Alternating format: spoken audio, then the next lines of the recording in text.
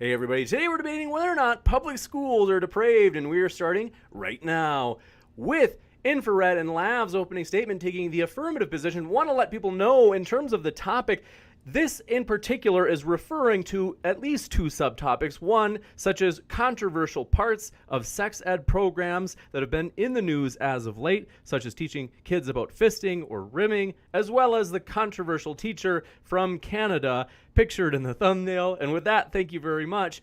Lav and Infrared, in particular, Infrared, the floor is all yours. Yeah, so I saw that video of that woman, and I have to say she got fired. I think she got fired for it. I hope. Did she get fired? No, oh my God, yeah. So, I don't really know what's gotten into the common sense in this country, but just from face value, I mean, that is obscene. Okay, that is just not appropriate for children.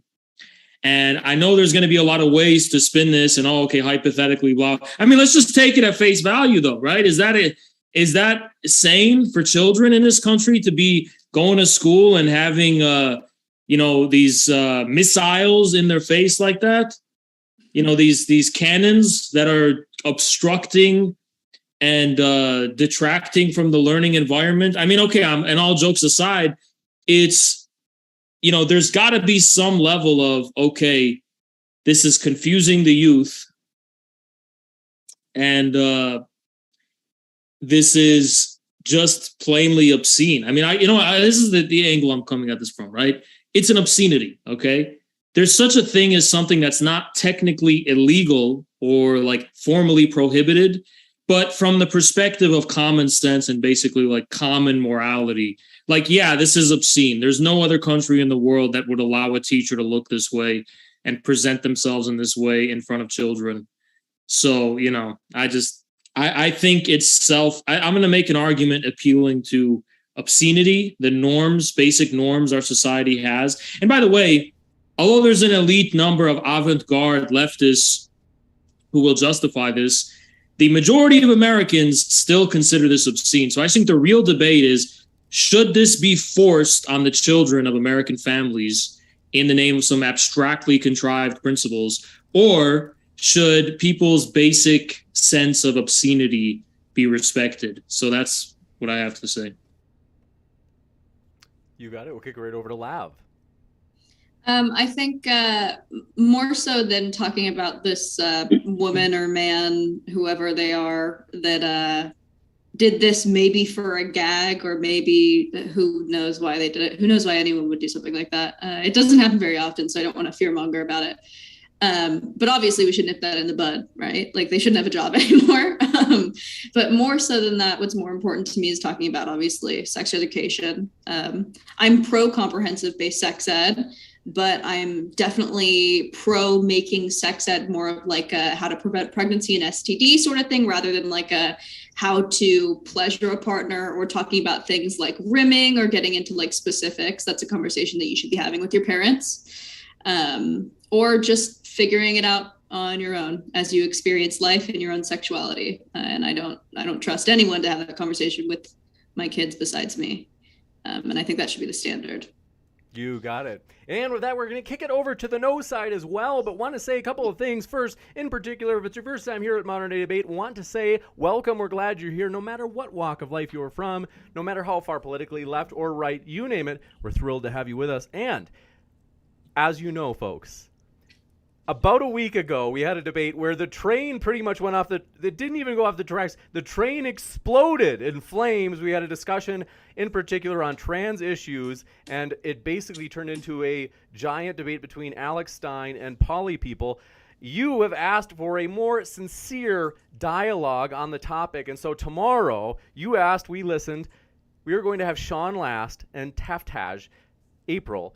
They're coming in for a very sincere discussion on whether or not it should be allowed for minors to transition. So that's tomorrow night. You don't want to miss it. It's going to be a quality discussion. It is going to be a very civil discourse. We're excited about that. Hit that subscribe button if you haven't, because we have many more debates and dialogues coming up just like that one. And with that, thanks very much, Ashley and Radical Coder, for being with us. The floor is all yours. Radical, do you want to go ahead and introduce yourself? Sure.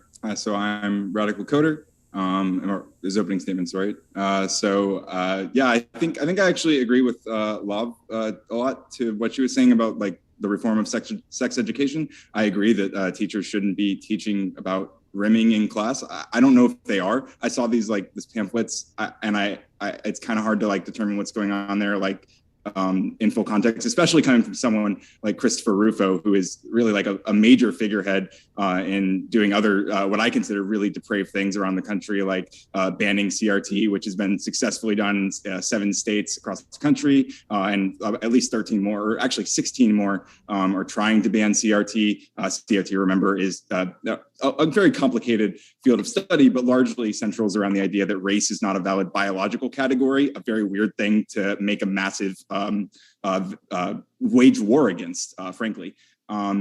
But in terms of sex ed, I agree. We should have comprehensive sex ed focused on making sure that people, when they do end up having sex, they are doing so safe and they can avoid pregnancy and they have contraceptives that are available to them, and things like this. So, in terms of this teacher in Canada, I think initially the first I heard about it, I heard people arguing, "Oh, she's not really trans; she's a pervert." I think she might not be real. She might be trans in that she technically is identifying as a gender other than the one that she was assigned at birth, which is like the definition of being trans. So she meets that qualification. I don't know if this person is actually doing like a hoax where they're trying to go as over the top as possible to prove a point. I think it is a difficult line when like, what is the line of how big someone's boobs are allowed to be in class? Like my initial reaction was like, if she wears this only during class, that's weird.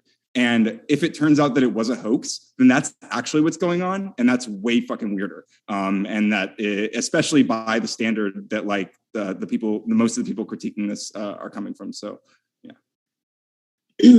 All right. I am Ashley, AKA Smashly, AKA not your everyday Ashley.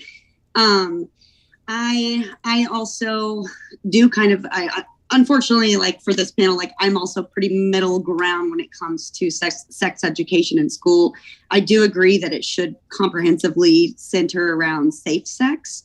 I also, again, I wasn't able to find a lot of literature or research actually backing up or proving or talking about whether or not they're actually teaching rim jobs and fisting and things like that in classes. I guess the point of view that I would take would be kind of with the teacher in Canada again. I wonder, I don't know again, because there's not a ton of literature or information on the internet about that. We were talking about that earlier, but I wonder almost if this isn't a statement to kind of provoke or start this conversation about transitioning identities and whether or not that's okay. Like part of me wonders if she did this, she, not he, if she did this, kind of just spark that conversation and get people talking about it. And in which case, I can kind of get on board with that because it is sparking a conversation right now, especially in light, like here in America, you know, back in March of this year, DeSantis in Florida, where I'm from, passed the Don't Say Gay bill, you know. I wonder if it's not directly correlated to that. And if so, I'd be really interested to see if she ever came out and actually talked about that. But yeah, as far as just doing something to just gain attention or views or controversy, I don't think that necessarily belongs in the school system. However, if this is to spark a conversation about transgender students, transgender teachers, and then sex education in general, and whether or not we should include LGBTQ plus community in our sex education, then I'm all for it. You got it. We can jump into open dialogue. We might as well, just to specifically dialogue on the person in, namely Kayla Lamu. Let me know if I'm pronouncing the last name right. It sounds like some of you guys have read thoroughly. That's what I read. this teacher in particular. We'll talk first about this teacher, whether or not this would be inappropriate. Or we'll just even go like straight down the line. Would everybody say like, no, it's not a problem. Just if you had to bite the bullet and do a yes or no. I'm kind of curious where you'd all stand. Ashley, would you say like, yeah, no problemo, or would you say, nah, we probably I feel shouldn't? like if it distracts from the actual education of the children, then it's not appropriate. I don't think anything should distract from their learning. However, I do err on the side of it does spark the conversation that we're having now, and I can get on board with that. So I know that's kind of contradicting myself, but No problem. hairy area. Got it. Radical Coder? I think that if it is a hoax, then this is very intentional. I think it's on a line in a way that is like difficult, because it seems like most of the arguments that might be made about this might also be made just for like any other trans teacher who could have like breast implants or something. Like when I see a lot of people critiquing this, a lot of what I hear are critiques about like about it being unnatural, about like and about basically them being a trans person. And it seems like if they fire this person and that becomes the precedent, then I think that we might see a lot of just like trans teachers catching strays here, like who just don't deserve that, and that's going to be a problem. So we have to like really decide like what is the line, and I don't know. It's a difficult question. I don't think we need to ask that question. I think this is like, what is the line? I mean, why? I don't even think this should be debated. This other person saying, oh, it's going to spark a conversation. What conversation do children need to be having about that absolutely obscene and insane display of, just insanity, right? Yeah, I mean, the boob cage that this person is wearing is just like so obscene that it's like I think that it's very different than like having boobs in your shirt as a woman and being a teacher, and like it's the nipples are out. Like obviously I think you should be wearing a bra when you're a teacher, right? Like I don't think that like there's so much that went wrong here that it's like yeah, it's ridiculous. And I don't think that, I think that a lot of trans women teachers don't have a problem being appropriate. Even I in don't think that you can speak on behalf of any trans people, Lav. I can. I don't You've remember. done that before. I don't can. remember I speaking can. on behalf of any trans people. I can speak on behalf of them. I can speak on behalf of them. I can't. Because let me tell you why. Because even in law, there's very rare that there's going to be something called bright line rules. Bright line rules is like, okay, if you cross this line, it's over. Usually, even in law, people rely on common sense. It's up to the judge's discretion. It's based on, basically use your common sense. Can that be abused? Of course it can be abused. But if we're going to be a functional society, we have to have the bare minimum of having the same basic common sense when it comes to things like this. And if we can't have that, we can't even be part of the same society anymore, and there needs to be secessions or something, because it seems like one half of the country can look at that and just unambiguously say, hell no. And then the other half of the country can look at that and say, well, I actually think the mathematical calculus of the radius of the TTs is not quite as expansive as, I just like, why is there a debate about this, right? If we can't. Also, why can't cis people talk about trans people? I want to give You can talk about them, but you can't talk about their points of view. You cannot sit there and say, I can. think trans people think this. I can. You literally said that. I can do it because it's inductive reasoning. God. No, Immanuel Kant's categorical. Trans women are not overwhelmingly doing shit like that. Like they're That's not what you said. We could replay it. Yes, that is what later. I said. Okay. Well, I would just say from the trans experience. I want to give you a chance to respond, Ashley, because there were a number of points from both Haas and Lav. In particular, Haas was going on for a while. Go ahead, Ashley, if you'd like a minute or two. To clarify, what I took offense with, Lav, was that you said, I don't think that most trans teachers or trans women that are teachers would blah, blah, blah. That, in my opinion, is something you did last time I was on a debate with you, where, in my opinion, you Yeah, I speak don't on think that behalf. they would be One sec, just to give- predators. I want to give Ashley a chance to What? finish. That is true. That is like true Hold that on. most trans women I are wanna not give- predators. I want to give Ashley a full minute without interruption. Go ahead, Ashley. In my opinion, that is you speaking on behalf of a subgroup of people that you are not a part of. And I don't agree with that. And I don't think that we should do that. Now, then, if you want to speak on your opinion of whether or not this, that, but I don't think that most trans people feel this way. You can't go there and you can't say that.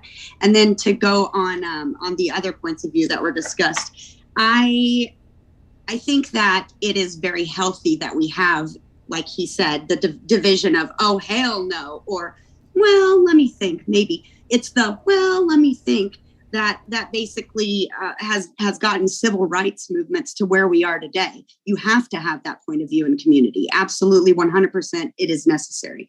So actually, you're completely wrong about that. Martin Luther King Jr. actually appealed to natural law as the foundation for his reasoning of defending civil rights, which meant that, according to Martin Luther King, he was actually appealing to not only, something like divine or whatever, but something intuitive within each and every one of us, that from a common sense perspective, if we knock all the bullshit out of the way and all the convoluted racialistic prejudices, deep down, all of us see that it's common sense that Black people should have equal rights as white people. That was literally the form of reasoning that he appealed to and that he used as the legal justification for civil rights. And finally, you said something that we cannot speak on behalf of trans people's feelings. I beg to differ, because according to Immanuel Kant's categorical imperative, the ability for there to be morality at all in the first place entails the fact that, yes, we can all speak for everyone's subjective point of view when it comes to a moral perspective. Define morality. I apologize, but do you believe that being transgender is not moral?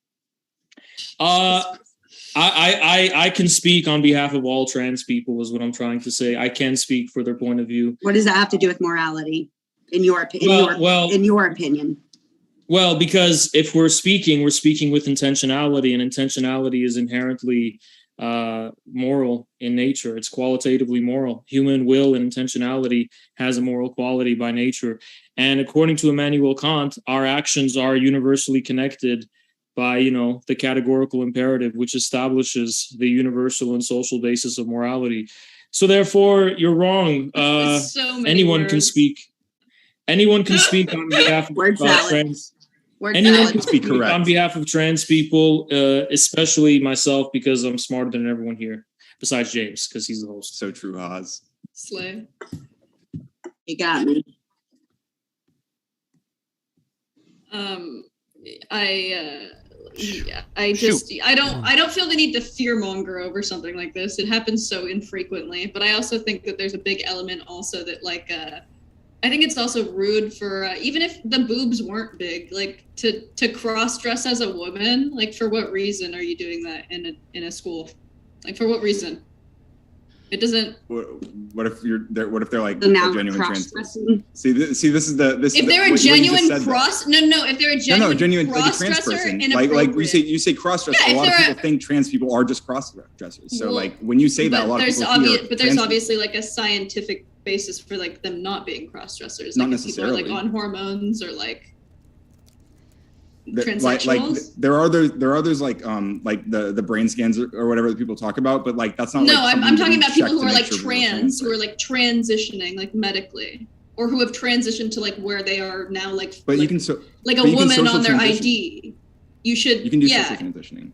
Sure, but then you would also different. be a woman on your ID, so it wouldn't be like a caricature of a woman. It would be just that you are a woman. So trans people that haven't medically transitioned are caricatures of women. No. But I think that there's like a difference between Medically like versus a non-medically. transsexual versus like someone who is just calling themselves a woman. Yeah. So then we get into, is transsexual an inherent identity within yourself, or is it based on your genitalia? I think it's based on like more than just your genitals, but I think that if you're existing in the world as a woman because you look like a woman, then you are a woman. I think that gender is an external experience. Okay. But you can say that you live as a woman, but if you're like 6'5" and look exactly like a man, you're like not living as a woman. Like you're not. All right. But I mean, Any other thoughts on this issue? What about, I mean, well, I don't want to take sides, so I can't. I'm going to just let you guys go. In particular, the sex ed issues. Whether or not is it too far if students are taught about things like fisting or the old rim job? Is this bad? Or is this actually kind of like, hey, if they're consenting, what's the big deal if two 17-year-olds are taught this and consensually do it? Like, where do you all stand? Would you say like, hey, fisting and rimming, no problemo in public schools? Or would you say like, no. I do think that's too far. I do. I think it is too far, especially in terms of like curriculum. But here, I also think that like if teachers are going to be doing comprehensive sex ed, then they should be prepared to answer questions that might come up about stuff like that. And if this like pamphlet is preparing them, because these are like real things that a lot of people do, like, and their students might have questions about these things, and you know what, like, where is, when you're talking about, when you're having like sex ed, especially at like almost at like 16, 17, like which in the example you guys were just talking about, like, I don't know. I think it's like, it's probably good to like be able to tread the water there and like acknowledge like, hey, like, yeah, there are safer ways to do these things and there are not safer ways. There are less safe ways. I think that's really important.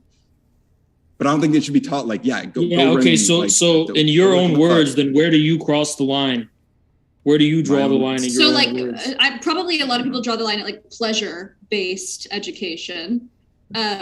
Like, and I think a lot of people I think a lot of people are like all for, you know, teaching your kids how to like abstain, how to like respect something like consent, or how to protect yourself against unwanted pregnancy and STD.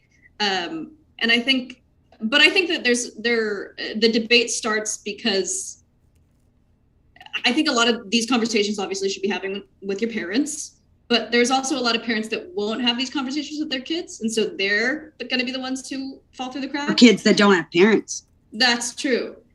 But I also don't think that a teacher should be doing this. Like, I think that doctors should come to school and do sex ed. Like, I think that should be part of clinical rounds. Interesting. And then you can. That's interesting. That's very interesting. Yeah. And then you can ask as many questions as you want. And it's like with a stranger. So there's like less shame involved. And maybe it should be more like, but like, how did sex ed? But the question is, what is so rotten about the sex ed system that it's become a loophole to teach children about fisting? We don't have sex ed systems in most states. Like, there's not official sex ed curriculum. Yeah, but like, why? You know, there's a whole debate about sex ed. There's like the religious right is saying, no, this is the devil. And then they're saying, oh no, we should teach children. But like, how can you really make the case when you're like now debating about fisting, right? Doesn't that really give ground to the other side that's saying, you know what, forget all of this. This is just, it's gone too far. Infrared, to clarify that, none of us have agreed on this panel that teaching about fisting and rim jobs is acceptable. So I think we're all on the same page there, bud. Yeah, but this the coder guy, did you ban me from Twitter, by the way? But he basically was alluding to this idea that, you know, that, oh yeah, but we should tread the waters and like a teacher should answer the question. No. I didn't say teachers should ask. I said teachers should be prepared to answer the questions from students. Yeah, I think if a student raises their hand and asks about rim jobs and fisting, the teacher should send them to the run away. No, I think the teacher should say you should talk to your parents about this. No, I think that maybe that's the answer. Yeah, or the teacher or the doctor should say, you know, write everything down that you have questions about as you're in class, and then go to it with your parents. Theoretically, having a doctor come in and teach sex ed is. I don't think they should talk about it with their parents either. Honestly, I don't think they should talk about it with their parents. Go ahead, Ashley. Theoretically, I think that's actually a fucking brilliant idea, really. The problem is how would we ever implement that though? You know what I mean? The same way we implement like clinical hours, or the same way that we implement like a residency. Have you ever worked in the medical field? Because I have for 13 years. I dated someone who was in the medical field. I'm just telling you right now, that's not going to happen.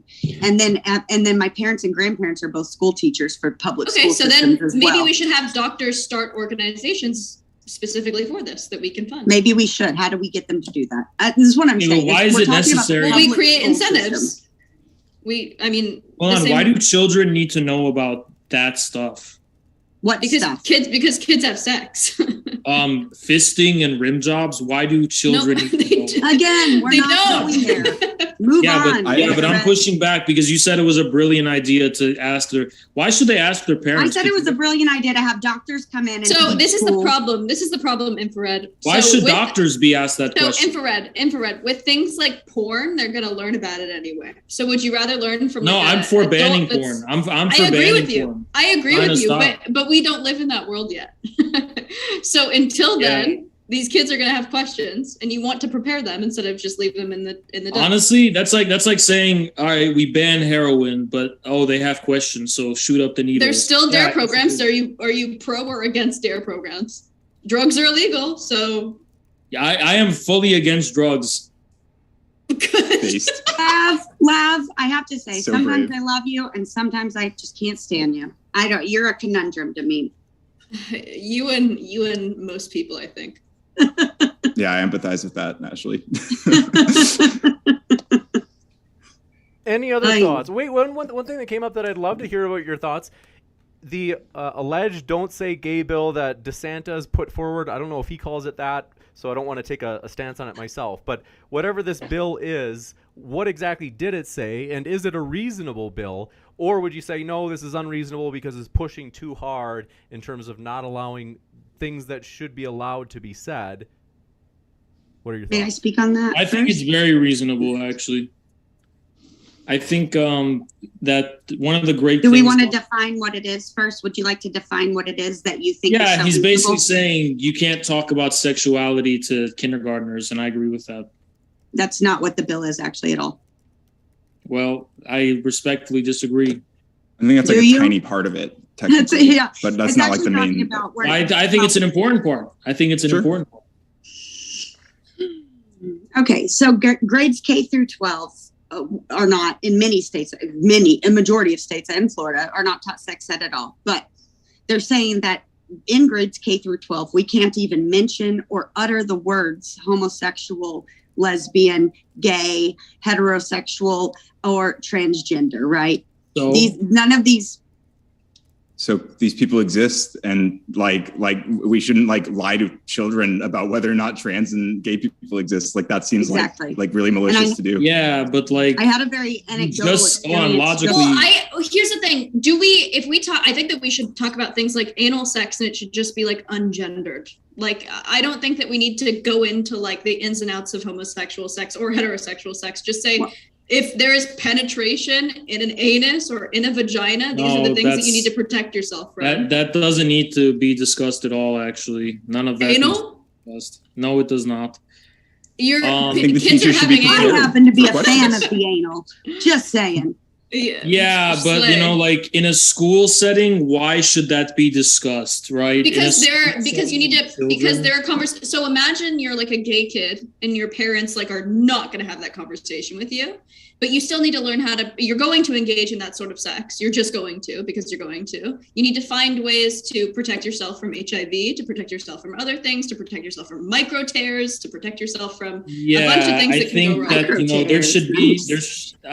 yikes. There should be a HIV prevention manual that you should go get at the doctor's clinic. Get it out of the schools. Doesn't belong in the schools. maybe You know, every doctor when And by the way, not all gay people do that shit. By the way, some of them just don't do that. Not all straight people do that shit either. What's your point? Why are we Of differentiating? course, Like, come straight on. people. Why would straight people do that? It's disgusting. Why would they? Because it Lots of feels straight people do good. that. Infrared, you should try it sometime, buddy. Yikes. the Okay, so- the male G spot is in the butt. It is. It's your Yikes. prostate Okay, gland. yikes. It's All about I'm 2 saying- inches in all the I'm anus, saying- size of a God really walnut. did us dirty with that one. all I'm saying is leave the children alone. All children have to really know is how reproduction works and happens. They don't need to be taught So anything then where do about you sex. draw the line, infrared? Where do you draw the line? How do you describe to them how reproduction happens and how it works? You basically just use diagram. You don't discuss pleasure. You don't discuss why people are doing it. You don't discuss the motivations. You don't discuss the pleasuring Do you stuff. discuss any kind of STI prevention? In You schools. discuss condoms? In schools. Wait, Well, if you're teaching See- about reproductive health, would you not want to teach them how to prevent that if they didn't want to reproduce? I think we need to have a society where we are telling children not to be having children before marriage. Abstinence. Okay. Yeah, so we should just tell. 'Cause that Okay, works so so well. wait. So you're asking for like just abstinence-based sex ed, like asking them to not engage. Sounds like it. Well, you know, first of all, sex ed, I mean, no one ever pays attention in that class. No, When it so they comes do, to- and we actually know that teen pregnancy rates and STD rates go up in places like the Bible Belt, so where they don't teach. Yeah, but that's because comprehensive-based they sex ed. think condoms are sinful and shit. That's not really because they. No, it is No, not. it's because all they teach you in Who Utah.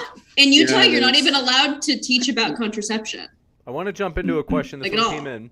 Well, who can blame them when people are discussing fisting now? This one. There's people this one trying to just ban came in. Get off the fisting thing, dude. We all know you want to be fisted and you're curious about it. You're really Go you're look on it a up. you're on a tear. I'm about just the fist- shocked the that this fisting is thing. even. Deej said, "Can we clarify the age group for the topic, James?" Appreciate you asking that, Deej, because I did not do that. They said, "Are we talking about high school, middle I school, was or trying elementary to. school?" So I think that are you not aware that I'm talking? So the idea here is, what age group are we talking about here? So in terms of sex ed, what age group would you all say? Where would you draw the line?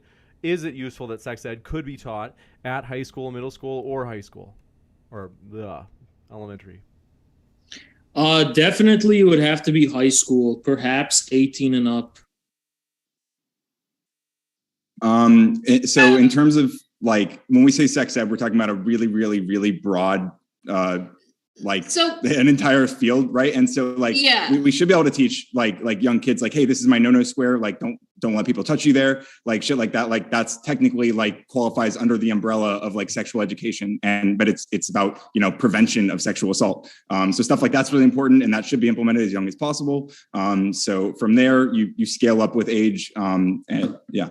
I don't know. I don't know exactly like what it should Yeah, look but like, better than it does now. So does Utah, because there's also other ways, for example, children can be scared. Like you can bring a pastor and say, "You're all going to hell," and that kind of shit. doesn't work. And People it'll still have stop them. sex. Nope, it doesn't. In some cases it does. In some, but then It probably stops that's some of them not- for sure. Yeah, but that's not super reliable. But anyway, to answer the question, I think that in like 5th grade, we should have conversations about like women understanding their menses. There's so many women I know who are 24 and don't understand the phases of their menses or their cycle. I think that's abhorrent. I think that more women should be able to learn how to track their period without birth control, because I think that birth control is bad for you. But yeah, I think that there should just be more emphasis on that, or like more emphasis on how to, and maybe this is controversial, but like safe masturbation. Not teaching a kid how to masturbate, but teaching them, your body is going to have urges to touch itself, perfectly normal. Make sure that they're not like feeling shame because of it. Don't go into it and just say, don't hurt yourself. Obviously, just don't put yourself in positions where you're going to hurt yourself. I think that's the best bet. And then that can be the end of the conversation about that. And then when they're in 6th grade, I think that you should, especially in like lower income areas, we know that children are engaging in sex like much younger. So probably put an emphasis on sex ed and, in 6th grade for those communities. 6th grade? Yeah, we know that in impoverished communities, people are having sex like as young as like 13. So I think that we should prepare them for having sex at the age that they're going to have sex at. So when it comes to these sex ed laws, actually, or the curricula that we're talking about, typically in most of in most states, it's from kindergarten to 3rd grade that it's completely banned, right? And then from 3rd to 5th grade that they start kind of introducing or implementing healthy relationships and healthy partners and what to look out for and not to look out for. And In this may be 3rd grade?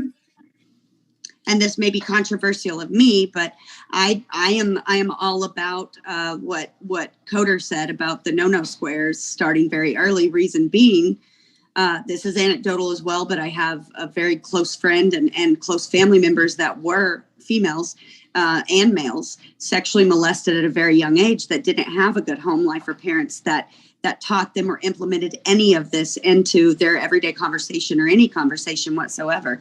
And I think that So in my opinion, from kindergarten to third grade, I think it's completely appropriate to broach and touch on the subjects of what we should look out for as far as a sexual predator that might happen to you. And then from third to fifth grade, we can talk about what healthy friendships look like. And when you start to develop hormones and what that might feel like, you know, and then from fifth grade up, I think that it's completely appropriate to delve right into sex ed. And I agree with Lav, surprisingly, about the menses. There's a lot of, I think though, even boys should be taught about female menses. I agree. Yeah. For sure. Wait, why about the menstrual cycle? Is that what you said? Yeah. That is menses. Preventing pregnancy is a two-way street. So it's not just up to a woman. Boom. So I don't understand. Shame is a very powerful tool. Yeah, some kids. No, I'm serious. Some kids will do heroin, but you're like considered a weirdo if you do heroin in sixth grade, and you're like, oh, that's the fallen child. Why are you comparing heroin to sex? I'm so confused. Because first of all, sex is dangerous. It's psychologically damaging. It's psychologically damaging at a young age. It is if you're not prepared for it emotionally. It's one of the most everything in life is about sex. It's the most life-changing, traumatic thing that life revolves around. Right. I don't think young children. Have you had sex before? I'm 30 and I haven't ever. But when you're a young child, you shouldn't be allowed to gamble with your psychological safety and psychological well-being. Do you think you know that young children are going to be put in situations where they're going to have to make a decision or understand whether or not this is okay, this is not okay, right? Well, there needs to be. And honestly, for you, if you're someone's parent, if you were my father, you would err on the side of abstinence. Don't do it. Don't this. Don't that.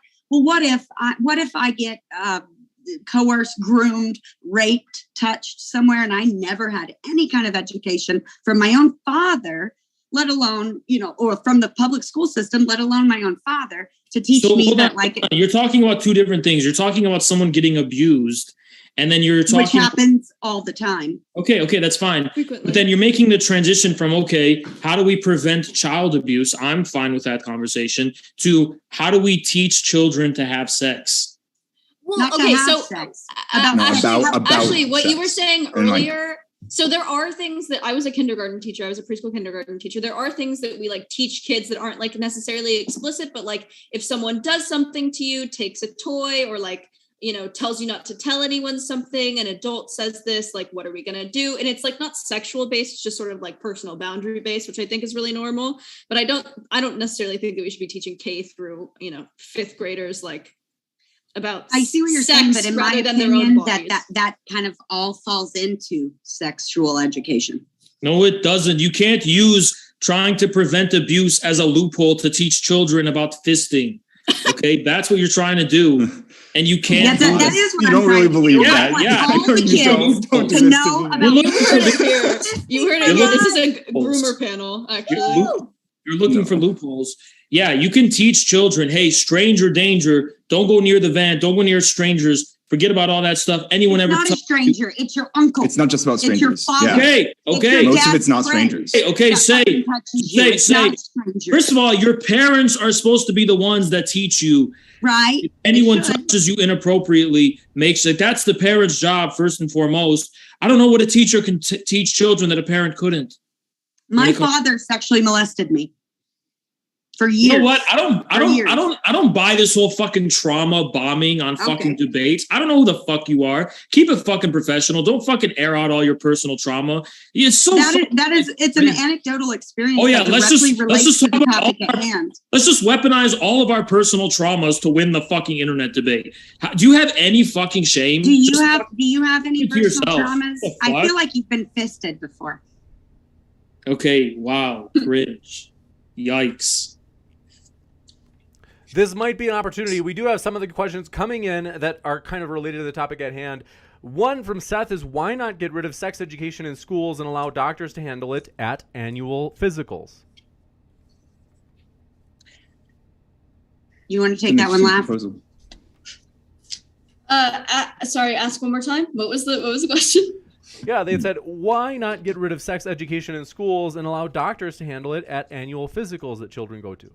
That was another thing I was going to bring up. Why does it need to be something that's not just like, just with your doctor? When you get a physical, when you're 13, when you start your menses, I think that should probably be like a great time to have the conversation with your doctor. That can be a really long conversation with your doctor. I think that sex ed usually happens over the course of like a couple weeks. And that's like what's good about it.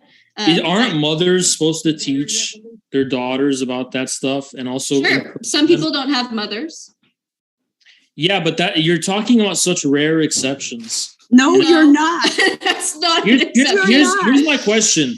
Why are we living in a society where it's the tyranny of the marginals? Why do we have a tyranny of the exceptions? Wait. As a conservative, I'm sure you'd label yourself as that. Don't you think that there is like a death of the nuclear family? So wouldn't you think that like there's actually more people who can't talk to their parents? I still than there ever has been? I still think it's the norm that people do have mothers they can talk to them about. That's the norm. I don't know how you would get that information just because you feel that way. Yeah, pretty much. Can I pull it back to the doctor's like annual physical thing? I think that I like the idea. I think I might have lost where I was going to go with it. I like the idea.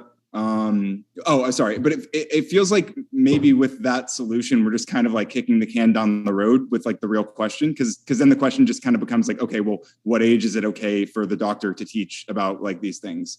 And it's still the same question. It's just like a different educator in a different context. And, maybe a more ideal one. But there's like such a disconnect when you talk to the I'd like to hear Coder finish his statement, please. Right. That was about it. I was interrupted, but I think that was about where I was. Yeah, I mean, like I could detect when when this talking is about to end, so that's why. But so here's the thing though. Do people like when the doctor asks you, "Oh yeah, when have you had sex?" Well, I mean, now I tell them the truth, but when I was 17, I was just like, "Oh yeah, never." Like, why would you? You know what I mean? Like, it's a completely different universe. When you're talking to the doctor, it's like a narc. You're basically talking to like, just like. Some like the government basically. You're talking to the feds basically, and I'm not going to tell them my private life, right? So that's the mentality children have, or not children, but minors or whatever, teenagers. That's the mentality they have when they're doing these sinful activities and shit. They're taking a gamble, right? And that's outside all the feds, outside all the authorities. I'm just trying to say, I mean, like maybe the best way to reduce teen pregnancy is to like have it talked about so much that it just becomes cringe. Like if the parents and teachers keep talking about it, they won't want to do it because it's just like yikes. Like that's some dark shit. Basically, when I remember people watching like 16 when I was growing up, no one was like excited. They may start to associate sex with the authorities, so they won't want to rebel. And they'll just be conservative. That may be some reverse psychology that should be studied. However, in the absence of a program to study the reverse psychology of that, I do not think it's appropriate that children should be taught. So 1 in 10 children will experience physical sexual abuse in the United States before the age of 18.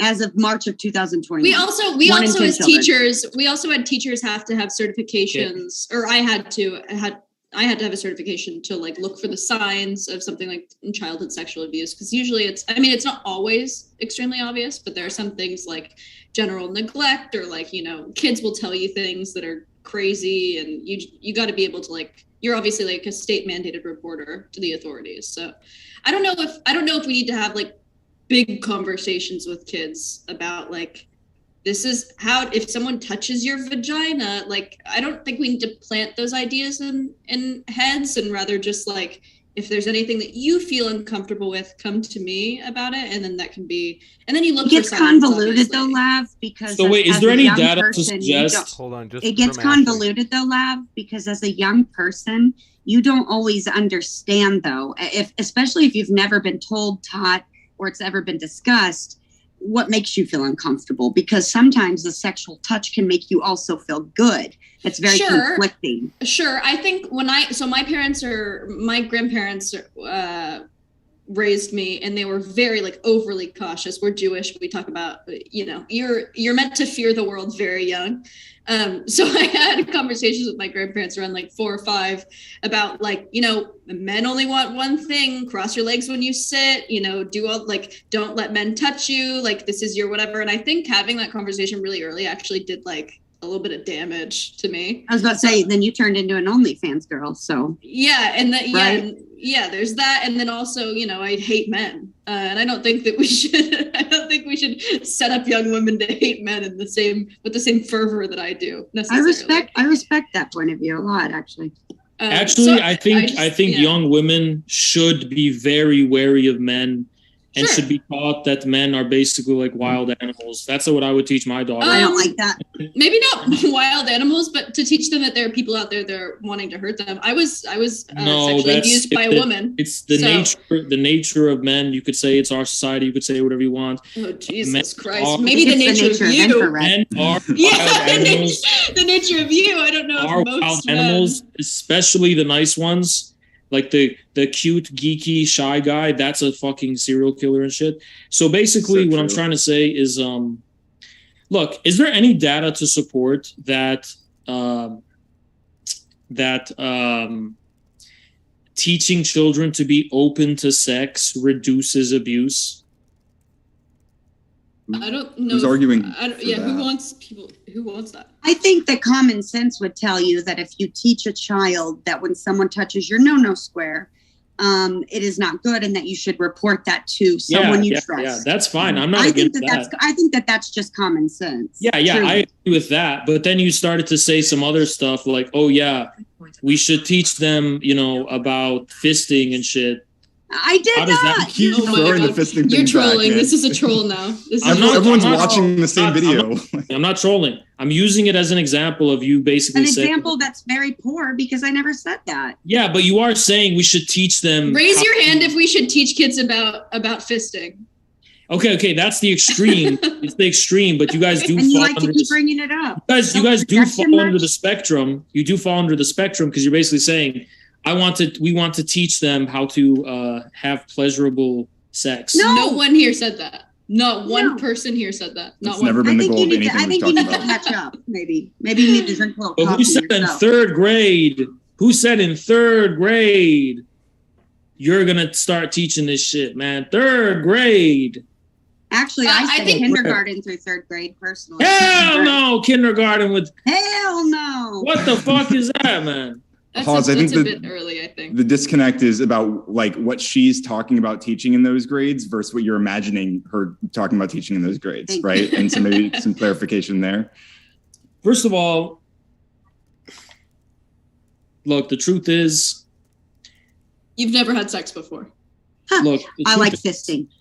The truth is,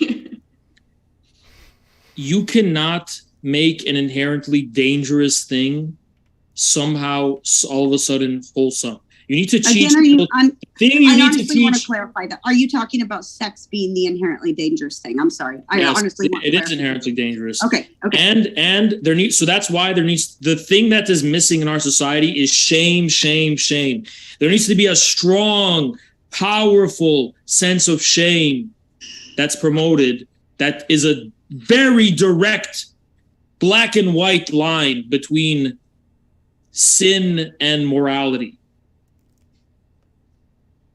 I disagree. Yeah, we know that works with like Catholics who are pedophiles. We know that stops Catholic priests from touching kids. We know that stops drug addicts from doing drugs. We know that stops fat people from being fat. We know that shame works. We know it works. That's impotent shame. That's shame that doesn't work. But imagine what kind of shame does work. Why? Because that's shame. That's shame that's used by like teachers and cringe people. Imagine if Snoop Dogg came and started shaming the kids. Imagine if all the cool people started shaming them. Imagine if there was a cultural. So what does that look like? Like, what do you mean by shame? Like, hey guys, that's not cool. Or like, what kind of shame do you mean? Like shame, you know? No, I don't know. I asked. Yeah. Well, it's like basic. It's a basic human emotion. The basic. So how would these people shame kids? Like by saying like, what? Okay, like it'd be treated the same way as picking your boogers in the corner, basically. Oh, so like, ew, you're gross. Exactly. Okay, well, I think that I think that some kids that could actually do the opposite effect of what you're doing, because if some people attach their sexuality to something like ew, gross, I think they're just going to become deviants. Or they're going to grow up and have very unhealthy sexual relationships with their husbands and wives, because you can never disassociate feeling pleasure and shame at the same time. You can't. It's going to happen. You're going to be married for years to your husband, and every time you guys have sex, you're going to have that little nagging feeling of shame. Is that what you want? You want a wife that doesn't want to have sex with you because she feels ashamed about it? I think he wants a sexless marriage. Look, the truth is, here's the truth, right? Did you have sex ed, Haas? Of course, but basically you're saying that shame is going to lead to unhappiness in marriage. I disagree, because the more private sex is, the more healthy it is. The more public it is. I'm not talking about being private. You're talking about shaming specifically. Your words, not okay. mine. For example, if you pee your pants in class, that's shameful, right? Should you be mocked for that in class? Yes, you would be. Okay. Should you be? Should you be? Yes, you should. Should you let your students like make fun of that, like pee pants loser, like haha pee pants? Yes. As a matter of fact, I put it on the chalkboard every day to remind them. But as a kindergartner who peed his pants in class, and I don't remember if I was made fun of for it, but like if I was, maybe I wasn't, and that's why I don't remember it. But if I had been, it probably would have made me feel like shit. I don't know. That's probably why you still pee your pants all the time. The reason that's healthy, the reason shaming that is healthy, is because it's a strict private public distinction. Nobody thinks it's shameful to pee, but it's private. The minute it becomes public is when it becomes shameful. So it's the same thing with sex. Peeing sex. Okay. So you had sex ed. What did you learn about in sex ed? Did you abstinence-based sex ed, or what? Did you learn about contraception? They showed me a 1970s thing where they were just like, and don't worry, masturbation is healthy, and that's all I remember. Okay. Do you think that it's just the woman's job to prevent pregnancy and STDs? What do you mean? Like, do you think it's only the woman's job to prevent pregnancy? Like, how much? Like, men are desperate. These men out here. Do you know the phases of a menstrual cycle? Do you know how many holes a woman has? Yeah, as I was gonna say, men are desperate out here. You know, a lot of men, for example, they're so desperate that they look up every single aspect of female anatomy because they're so desperate to be in close proximity to everything about women. And the minute that they get the chance to get someone pregnant or contract an STD, they will, because they're that desperate. And that's why women have a very important role. Why are they that desperate? Is it because they lack an education on the subject? No, it's because that's how it fucking works. You know, it's because they're on cozy TV watching Nick Fuentes.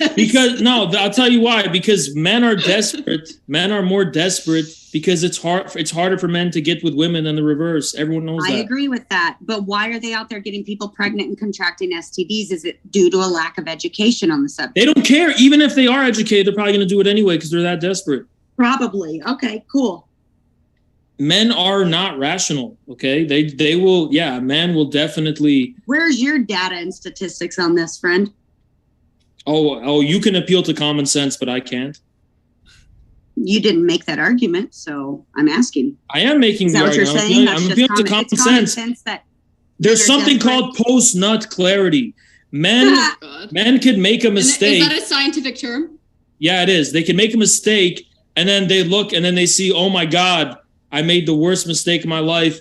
And then, that's too bad, right? That's how it works. So, that's just the truth.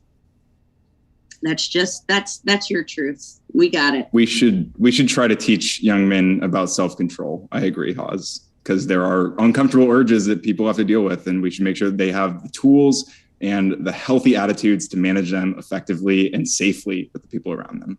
Honestly, the best way to do that is through culture, not through social engineering and people wearing glasses. Social engineering meaning like teaching at schools. Yeah. Yeah. Like culture is what. Beautiful. Look, the schools have no role in any of that stuff. It's all culture. Culture is everything. Schools, just because when a teacher stands in front of the fucking class, you know, all the kids are on TikTok. They're all not even paying attention. Nobody cares what that dumb teacher has to say. Culture, you know culture is so culture. So culture is like how people influence each other, right? Not so do you think intentionally. culture? Do you think not sure, intentionally? Sure, not intentionally, but no, not intentionally. But that's how it happens. So why would you think that there's not like culture happening like at schools? There is culture happening, but it's not in the way that you can control. The culture that's happening is that there's a narc gym teacher sitting in front of class, mouthing off, and no one cares, and no one's paying attention, and that's not affecting them culturally in the same way a TikTok video does. It's not something that you can control. I'm sorry. No, go ahead.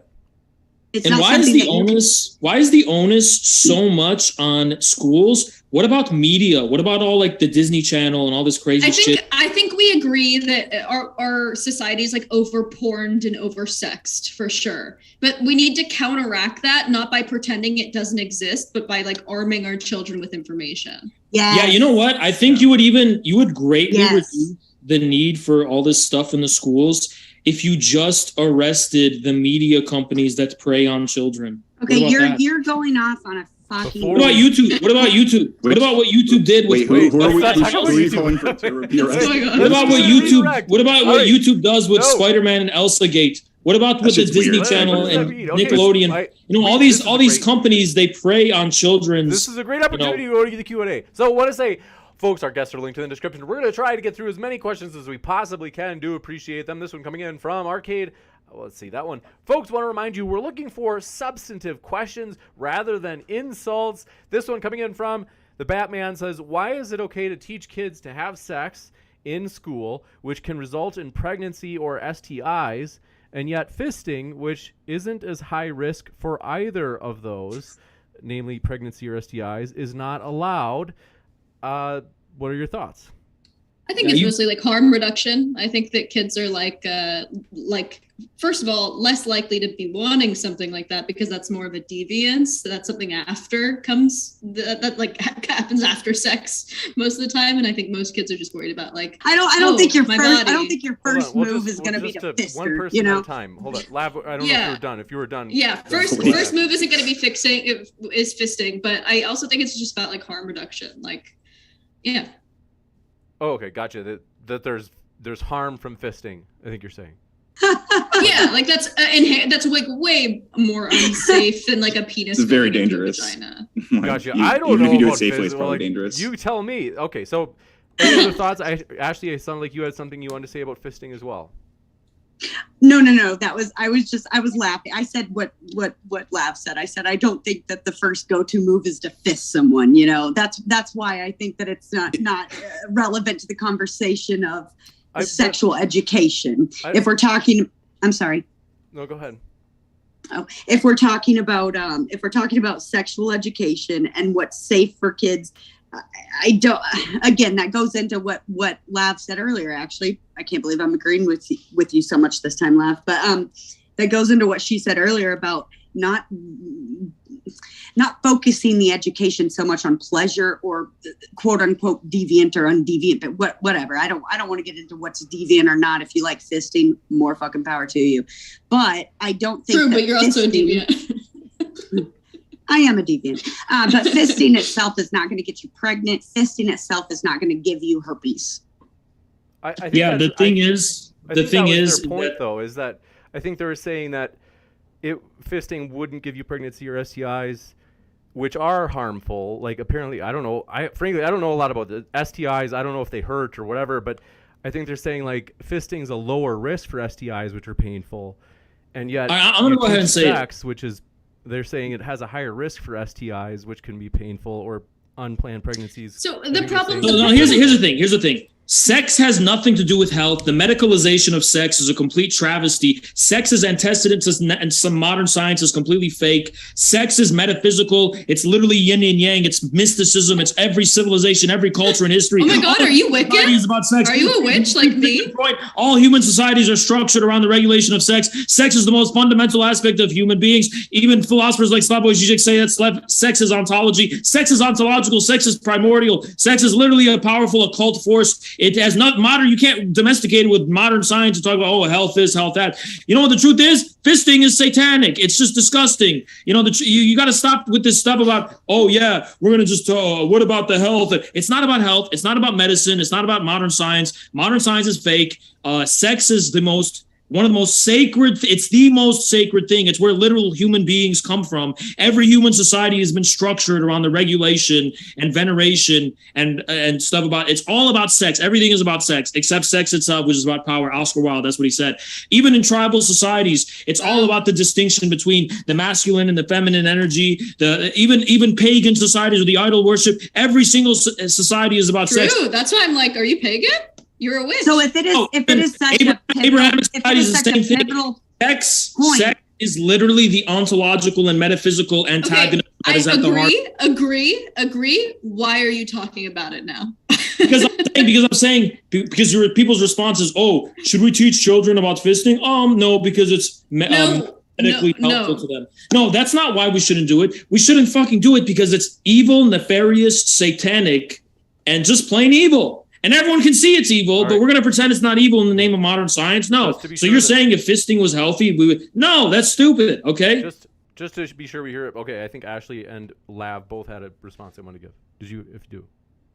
Well, what I was going to say is, so if sex is, like you say, and I actually agree with you for once, guys, mark it, that sex is one of the most important, pivotal, important things in life and in society and in all cultures, then why wouldn't you want to educate people more about it? Because sex is sacred, and by trying to domesticate it by modern science, educate people on the Bible. You're doing a nefarious thing. If you want children to truly learn about sex, have them read the Bible. Okay. There's some crazy stuff in the Bible. There's some crazy stuff. The truth is, if you want kids to know about cutting off your foreskin mid-adulthood, to be repressed. No, this is the problem. Sex needs to be repressed to give ground to human subjectivity and human art and human creativity and human personality. That is the necessary prerequisite. Now, when you try to make sex fully transparent to the gaze of modern science, the pyramid of modern science, you are basically bringing us into a post-human, transhumanistic society where we're going to shed every single fundamental aspect and submit every aspect of our humanity to these technocratic scientific experts. They're going to probe us and dissect us like we're fucking frogs. I'm not a goddamn frog. I'm a human being. Gotcha. I gotta say, Haz, fair enough. I no matter how many things I disagree with you on, I really love you, man. You are just you're just great. You keep doing you, man. That makes one of us. This one coming in from Nyan Yor says, we got that one. This one from Jupiter Darman says, feel like there's a lot of alarmism regarding the stuff being taught at school. If some of this stuff were really so widespread, our kids would be telling us. I don't quite understand that. I don't think that's necessarily true, but I don't think that my intention at least was to fear monger. Like, I think that this is something that is obviously going on because we saw it on Twitter, but I don't think it's like plentiful. I know that actually more states don't even have sex ed requirements, and I think that's a problem. They don't teach it at all, actually. Yeah. You got it. Which I find harmful personally, but. Thanks for your question. This one from the Batman says, I think this came from very early. They say, to say that voluptuous women are distracting seems conservative. I think they're saying that if the trans, like, if it's conservative to say that people should ignore a woman who is dressed with a shapely figure, and they shouldn't, people shouldn't tell the, what's the word they say, cis woman? If you can't tell the bio woman, hey, you can't dress provocatively because you'll distract people, the men will be looking at you, you'll have people looking, then why is it okay to do it to trans people? I think that we should be able to tell anyone how to dress professionally. I think that, listen, Haas is dressed like a slut right now, showing his arms, showing a little bit of his chest. I think it's disgusting. All you're doing, listen. I think it's disgusting. I think it's distracting. All you're doing is giving away your own dirty thoughts. Lav, keep it I think it's disgusting like and distracting. Like you with all Lav, I think you're having Lav. I think you're having dirty thoughts. Please keep it professional. You're making me uncomfortable. I think if a teacher showed up to school and was showing his arms, it's like, okay, relax. Like, you don't need to be doing all that. Or like a tight shirt, like just dress professionally. Hey, Lav, why don't you have some self-control? It's so hard around you. I can't do it. Mm-hmm. It's all the hair. It's how divinely masculine you are, Haas. This one from RH says, Haas, you got to stream these to your cozy channel. Groypers love you. What's his name? Shout out. Appreciate the support. You got it. Deej says, we got that one. That was the age. Coffee Mom says, I have a 5-year-old. What do you think he's learning right now? I mean, don't have your 5-year-old watching this stream. Colors and animals. Colors and animals, songs, days of the week. No. In all seriousness, I would figure that out. I would be on top of that. If you have a 5-year-old in public school right now, the shit I've been seeing on Libs on TikTok, you got to find out. I'm not even just joking. I'm not trolling. I'm not just saying that. Go find out. Go to your school. Talk to other parents. Talk to other. Ask for the course material. You can ask for the course material. Yeah, make sure you. And I think you can even probably go to school and watch. There's probably something to do with some program like that. You got to figure out what they're doing because you may want to pull your kids out. Honestly, homeschooling. I would not put my kids in public school. The shit I've been seeing on. I'm glad you brought that up. I have a question. For everybody. And this is something that I thought about prior to going on this debate, honestly. So the entire topic that we're discussing, right? And if you do have the point of view that you have, kind sir, is that if the parents should be doing it, et cetera, what do you guys think about then should that be on your responsibility as the parent to put your kid in private school or homeschool? We need to stop paying taxes. I've always said that. Why are we paying taxes in general? This is the absolute most base take, is that women should be incentivized to homeschool their children and child rear by like something like UBI, like government assistance. Less women in the workforce means more competitive wages for men, and we get to spend more time with our children and have a dual income household. And we don't have to.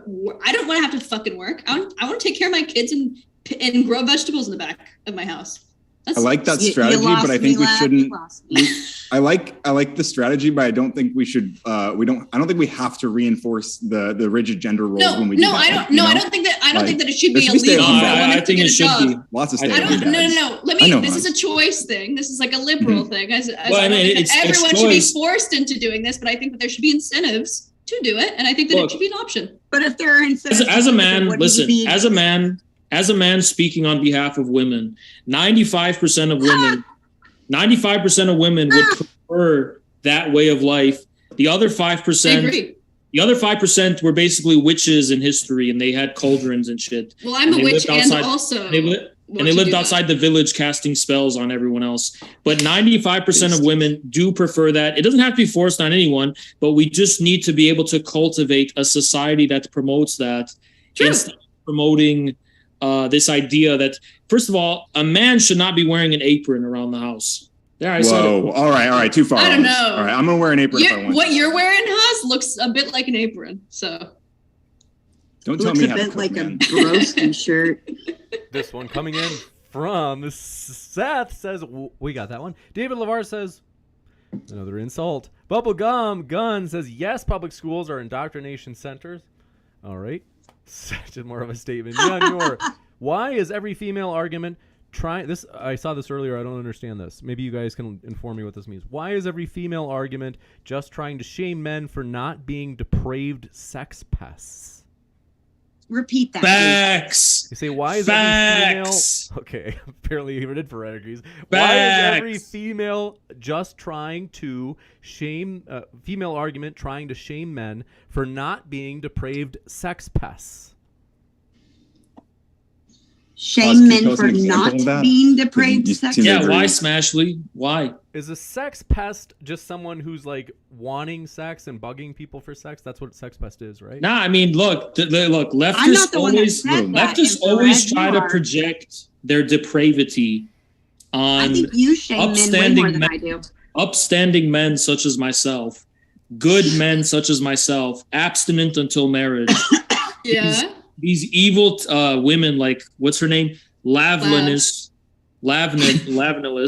She's, these women are always out here trying to turn good men into, basically. Don't flatter yourself, babe. I flirt with everyone. Depraved, and the truth is, there's a spiritual shield between me and people like Smashly and Lavlunee.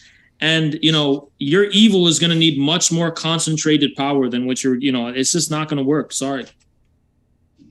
I'll try harder. You got it. This one coming in from Neon Nor says, why? Oh, we got that one. Deej says, shouldn't we be discouraging children from having sex? In other words, I think they're saying, could we do the sex ed that we do in terms of let me know, Deej, if I'm getting this wrong in the live chat. I think they're saying, could it be that we teach them, we explain, we say, hey, we if you want to have sex, here's how it's done and here's how to use contraception. But hey, at the same time, we'd highly discourage you. We don't think this is a good idea because the condom doesn't work as often as it's not as what's the percentage rate of success isn't as good as people say because people make mistakes or whatever. I think that's what they're saying. Yes and no. Yes and no. Yes, I don't think that we should be sitting here going, sex is great, guys. Here's how you do it right. I do think that it should be a very delicate combination of this is a very big choice and a big decision that has very serious life-changing consequences, right? But again, we'll go back to teaching abstinence just doesn't work. We have so much data on highly this. correlated with teen In pregnancy, Afghanistan, it works. Yes. In Afghanistan, it works. I don't know if the methods are the same. I'm not going to touch that one. In Afghanistan, it works. This one coming in. And things are great over there. Deej says the no side. They don't have those teachers over there. No, you they don't. They Sure are killing don't. women in the streets. So I think I love you, Lav, right now. Thanks. This one so from, I don't know. Go ahead. If you had a final thought, go ahead. Yeah, I mean, listen, I would like to live in a society where, of course, we're not sex crazed and, depraved and porn brained. But I would also like to live in a society where I can show my shoulders without being stoned, I think. And my hair and my face. And True. so Haas can show his shoulders in his chest. Exactly, because boy, do I like when he does. That's right, don't we all? This one from KVAX McDonald says, what age, though, does the panel think is appropriate for sex to be learned? So specifically, they're saying, not the box that, we talked about earlier, teaching younger children, not sex per se, but just here's the box that nobody should touch you at. They say, what age does the panel think is appropriate for sex per se to be learned? Is it a number or just after puberty? 25 years old. I agree with Lav when it around menses, which for girls can be anywhere from 10 to 13 years old. Yeah, so 5th or 6th grade.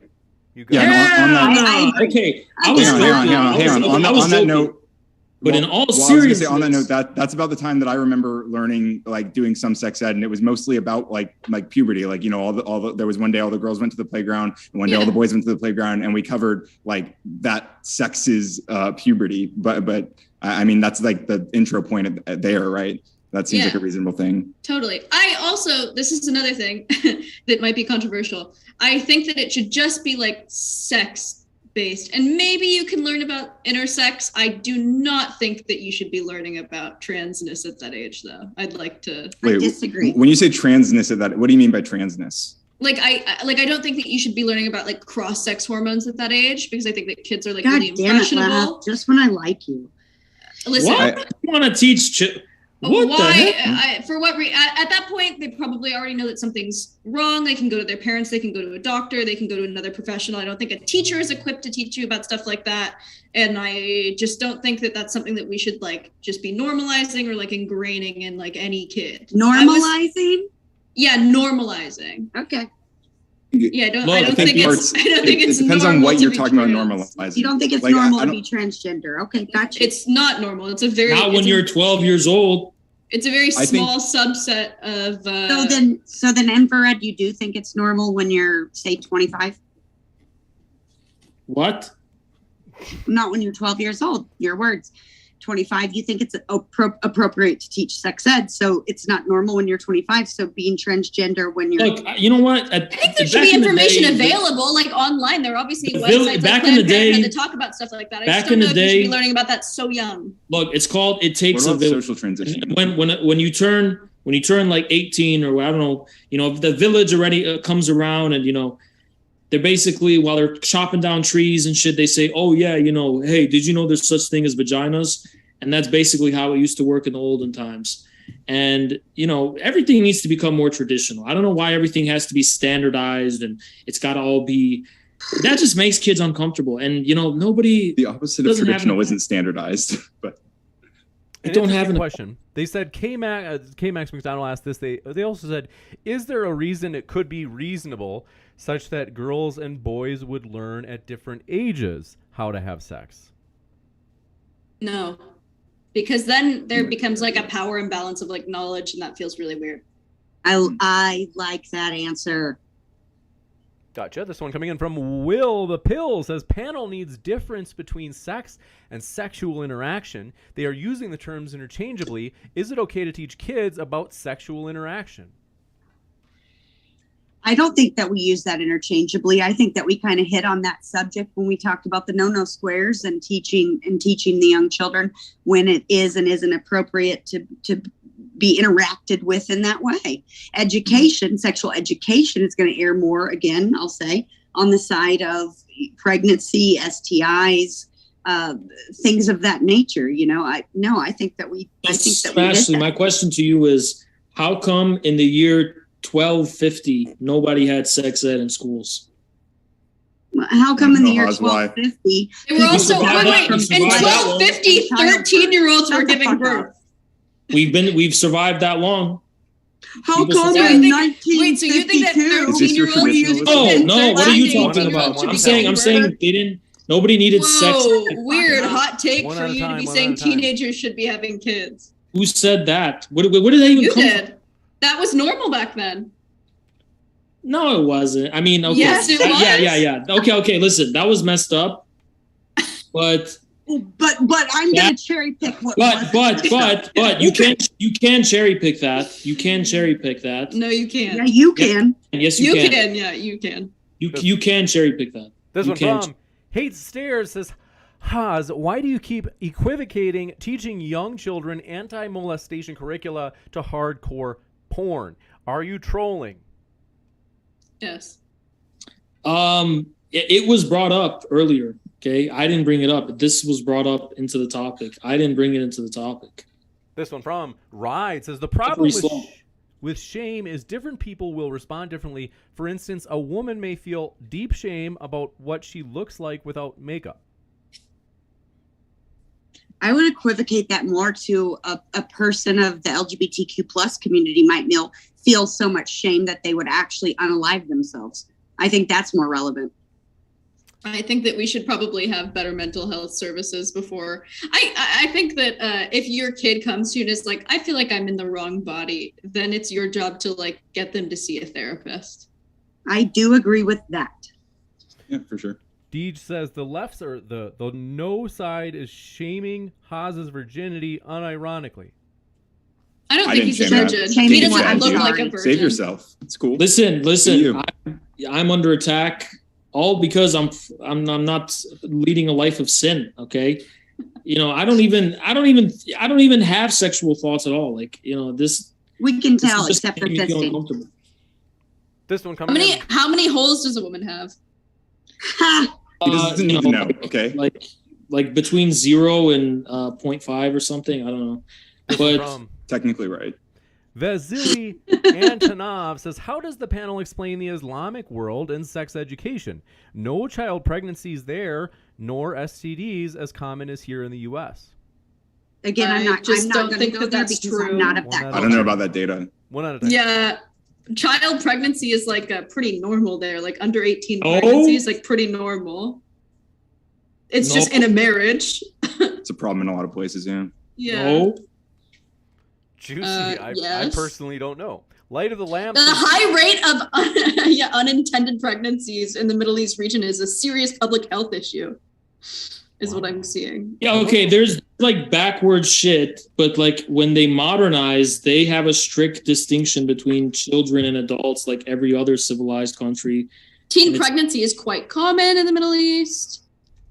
There's backward practices in some tribal, like in Yemen or whatever. I saw it on Vice News where they still have like minors getting married and shit, but that doesn't persist when people, like have a basic modernization.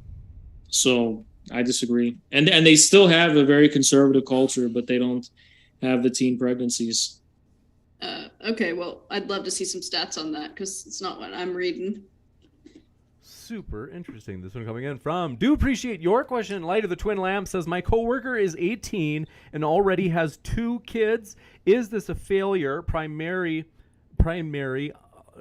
on her as the individual, or public education, or her family?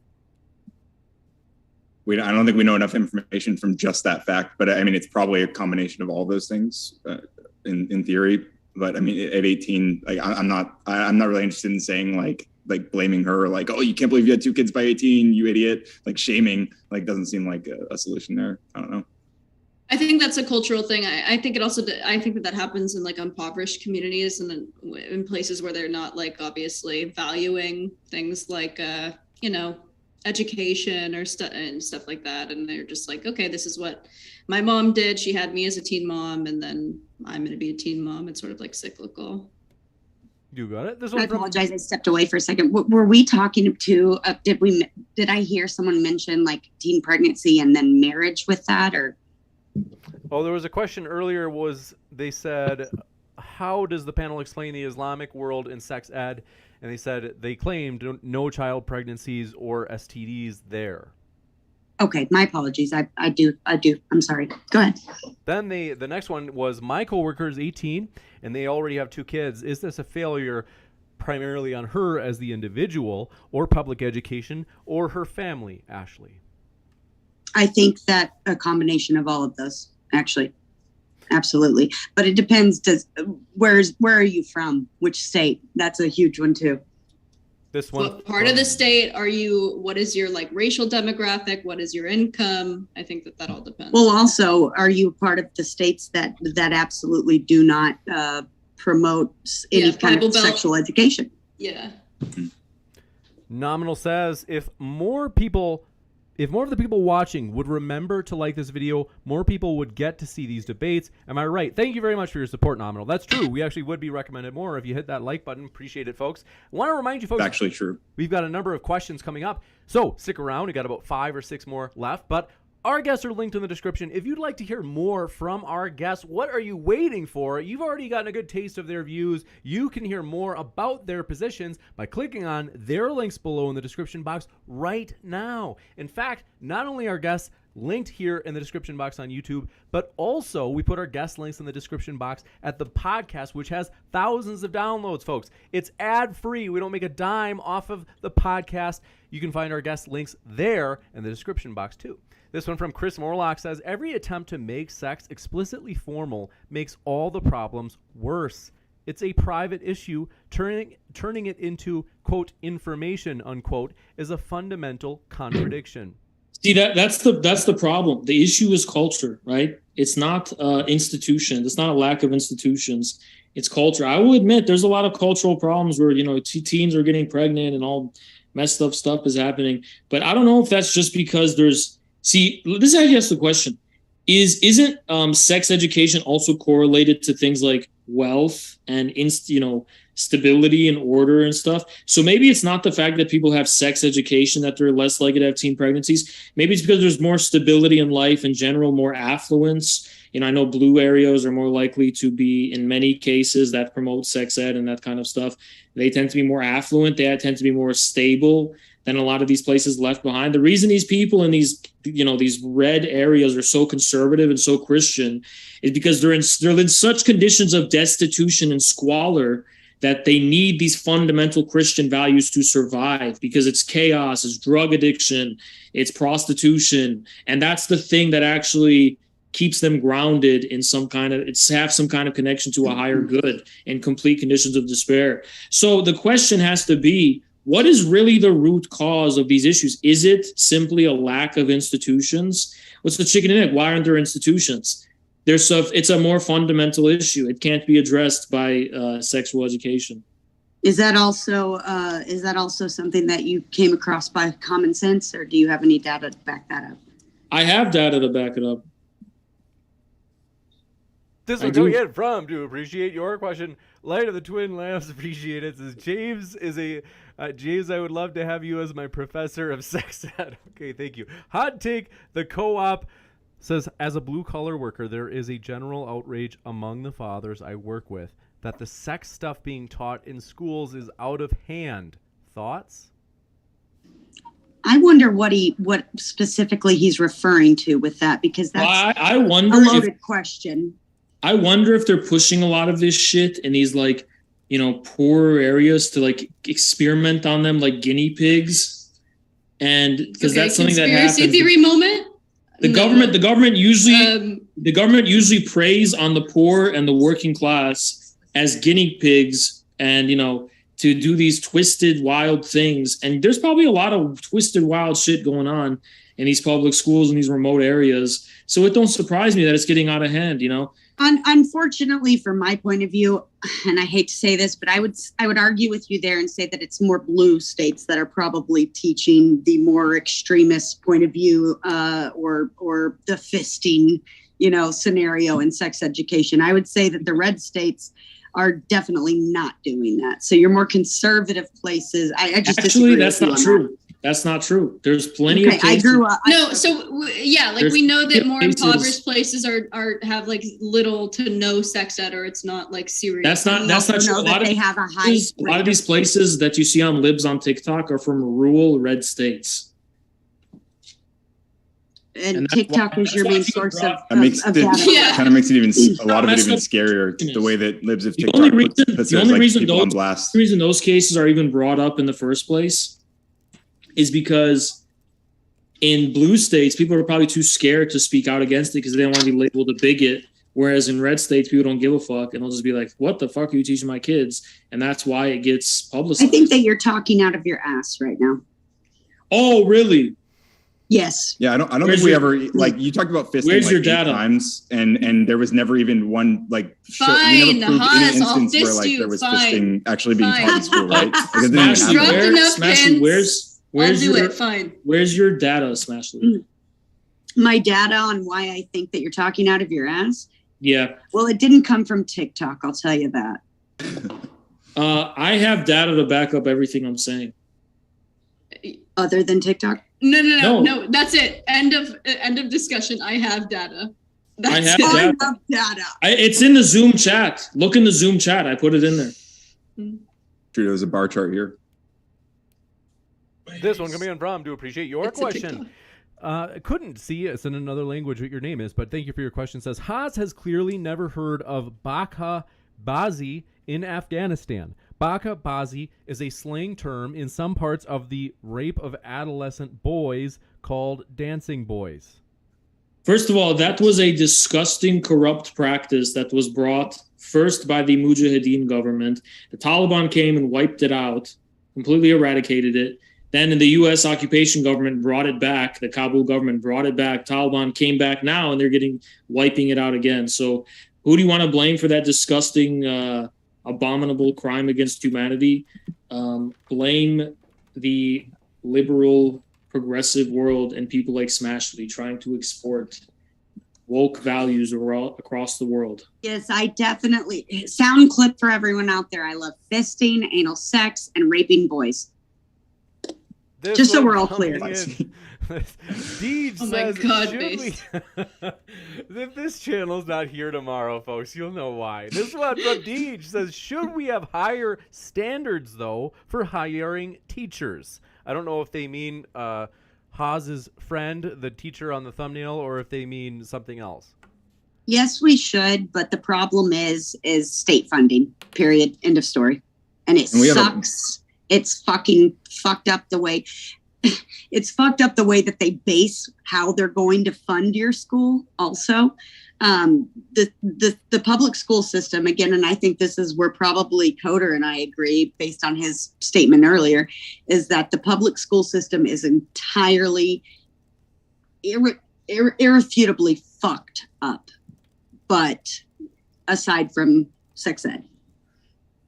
Yeah, I was just going to add that we have a mass, like there's a really, really bad shortage of teachers, like, and also like 80% of educators indicate that burnout is a serious problem. Only 10% of educators would like strongly recommend the profession to a young adult. Like these are dismal numbers. And we have ongoing teacher strikes all across the country. I think we need to find ways to incentivize more people to get into education in general. We need we just need more teachers, better teachers in more schools and not just in schools, but also revolutionizing like online learning, which has become something that was a difficult gap to bridge during COVID and now. Incentivize mothers to stay home and homeschool. Okay, but also we need to change I'm just saying we need to change the way that we go about how we fund certain schools. We need to change that because it's fucked up. This is a different debate, but if you really look at it, it's fucked. The way that the way the states decide how much money a certain school's going to get versus another school is completely corrupt. Hypothetically, I know you can't, I don't know if you can advocate for this, but in a hypothetical scenario, what if everyone stopped paying taxes? That would solve all problems. That's actually antithetical to that point. Completely. How would anything get funded without taxes? They would. I guess. So without taxes, we would live on a compound. There would be no like social institutions to help people who were like mentally ill or disabled or. They're not being helped. I go to LA. I go to New York. They're running around rampant. Yeah, I live in LA also, and I know people who have been helped by social institutions. So. Oh, you live in LA, and you're saying these people are being in institutions. They're throwing buckets of shit. Not mental institutions. I'm saying there should be institutions. There should be things put in place like aid, like government aid. The system is so corrupt it can only collapse. So what do we do? So are you proposing that you know a way to both make hot dogs cheaper and to eradicate the homeless population? Hot dogs are disgusting. I don't know what the confusion is there. Depends on the hot dog, all right? Oh, you're ridiculous. But here's the thing. So what do we do with them? Up tonight, girl. What do we do with them? We're not going to do anything with them because the whole government is going to collapse. Abolish the Fed. Anyway, this one from Rise. Based anarchism. Says we are hitting a point in society in which, in some countries, birth rates have dropped below the replacement rate. Should we really be pushing people towards more birth control and less casual sex? First of all, casual sex is demonic. Okay. Second of all, the solution to more children is more families, more marriages. Yeah, so I think less casual sex in the way that it's been going. I think that hookup culture is actually really harmful for like every party involved. But I think that we should be normalizing having like more sex with like people we trust, so like potentially our friends. No, it should only be marriage. It should only be marriage. Well, I disagree with you. And also, I think that birth control is evil. I think synthetic hormones are very bad for women. I think that they're a viable choice, obviously, but I think the best option is learning about your body, learning how to track your ovulation so that you can prevent pregnancy. There's something called natural cycles. If you're a lady and you're watching this, rare.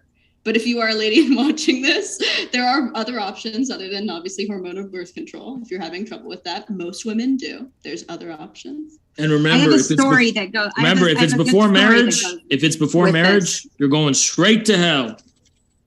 I have a good story that So- goes along with that, Lav. So when I was in high school, my high school boyfriend and I, we were about to have sex in the back of his truck, right? I'm 17, 18 at this point, and he wanted to not use a condom, right? Typical. And I said to him, I said, I think that you guys have all seen me enough now to know that this is probably true. I said to him, I said, did you know, and this is in 2003, okay? So I said, did you know that 25% of women each year get pregnant by using the pull-out method? 17-year-old Ashley said that. I get what you're saying, but that's not a formidable, viable, reliable version of birth control. However, having said that, but there's also a fertile window that you can just not have sex yes, there in. is. Right. Yeah. But it does how long can the sperm survive inside of that environment? So up to 4 days. So up to 4 days. So pulling Exactly. out is bad for men's. But you pulling also out is can bad. track. Pulling out is bad for Yeah, men. that's what you took from that. Pulling out's bad. Pulling out is bad for You men. got to get it in there. So pulling out also when done correctly is pretty effective. No, pulling But out. it is. They've done studies. They've done studies. I have the studies 75%. linked in I put it in the Zoom chat. The studies are in the Zoom chat. Pulling out is bad for men and women's mental health, especially the men, because basically it's a failed conquest. Oh my God. True. It's Oh, and I do incomplete. it. But pull-up method and when you're, sex when you're not ovulating, great scenario. If you They are great, but they're not 99.9%. A That's all I'm man- saying. With Let's just have more period sex. You can't get pregnant. a man who pulls out may have not given his seed to the woman, which is cringe and very questionable. I'd say. seed. But he has given his soul to the devil. True. Okay. Especially if it's How do you feel especially about if period he's sex? kid I want to hear in how need. infrared feels about period sex. I really do. I'm Oh, how so curious now. disgusting! How disgusting! Oh my God. But This you one from Anthony Biondi says, Did you learn about the female sex? don't worry, this one is on behalf of you, Ashley, and they are actually coming at Haas. We'll give you a chance to defend yourself because everybody already saw it in the live chat. Is their super chat said, Haas, you keep referring to yourself as a man, but curse a woman out when she speaks about a serious traumatic experience. You should be the one shamed. First of all, this is a completely anonymous place. I don't know anyone here. And when you use that as a debate tactic, that is just you can't use personal bullshit as a debate tactic. I don't know anyone here. You don't know me. I'm not going to use it's like a way of trying to win the argument without actually arguing. Yeah, if you're going to have a debate on the internet with strangers you don't know, you have to keep it cold, impersonal, impartial. I'm a human being. I am sorry to everyone for any bad thing that's ever happened to them. And, I'm not good at saying this shit, but that's because I'm a stranger. I'm a random guy. You shouldn't, look, the truth is, this is a debate. You have to keep it professional. You have to keep it impersonal. That's what I'm saying. My response to that is it was anecdotal, but it was directly relevant to the subject that we were discussing. Directly in a sense that I actually did experience this and I had something to counteract comment-wise to you based on a very real experience. Yeah, but I'm not interested in arguing with your experiences. No one cares if you're fucking interested, bro. Yeah, but I'm not No one interested. fucking cares. Yeah, but I'm not interested in arguing with yeah. a This stranger on the is internet. why I'm not. All right, This is why I'm one not. at a time. Because it's very personal and it's very Whatever. emotional to you, and I have no business Obviously talking not. about it. I was able to speak about it. in Okay, a but you're very trying to positive- you're basically trying to force me to talk about something very personal to you, which I can't do. That would be But inhuman. Pause, it's obviously not like it's a made you unique very experience to uncomfortable. her. We all now understand that your father fisted you when you were young. Sorry. Okay, so first of all, that is just wow. Okay, you really making yourself look good here. Look, I don't am, yes. Okay, like I said, I do not want I want to debate you, but I don't want to have to talk to you combatively about these visceral experiences. Do you So understand just the don't bring it up. definition of debate? Yeah, don't bring it up because it's I don't It made you uncomfortable. you can't which says yeah more about because you're trauma dumping. I'm sure everyone here I has was not. traumas. It I'm sure was everybody here relevant. has traumas, but you're going to use that as a weapon in a debate. That's just complete bullshit. Not me. I grew up perfect. And also, I don't know how Hold on, legitimate before your you go- emotional before you outburst is. continue. Ashley, any thoughts? Again, I brought it up because it was very relevant to the exact subject at hand. And I feel like his response to it says more about him than it says about me. Yeah, but you I made was not- light. You Hold on, just made finish? light of Hold on, child you're rape. You interrupting. just Shut joked up. about child rape. Let's let her finish the sentence and then you can speak. So I think it says more about him than it does me, because I was not speaking about it in any kind of emotional, crazy or outbursty way. I was speaking about it very seriously and very monotone. I was saying, this is my experience. This is what happened. And I am coming from this point of view, having been a victim of this. So I do know a little bit of what I'm talking about.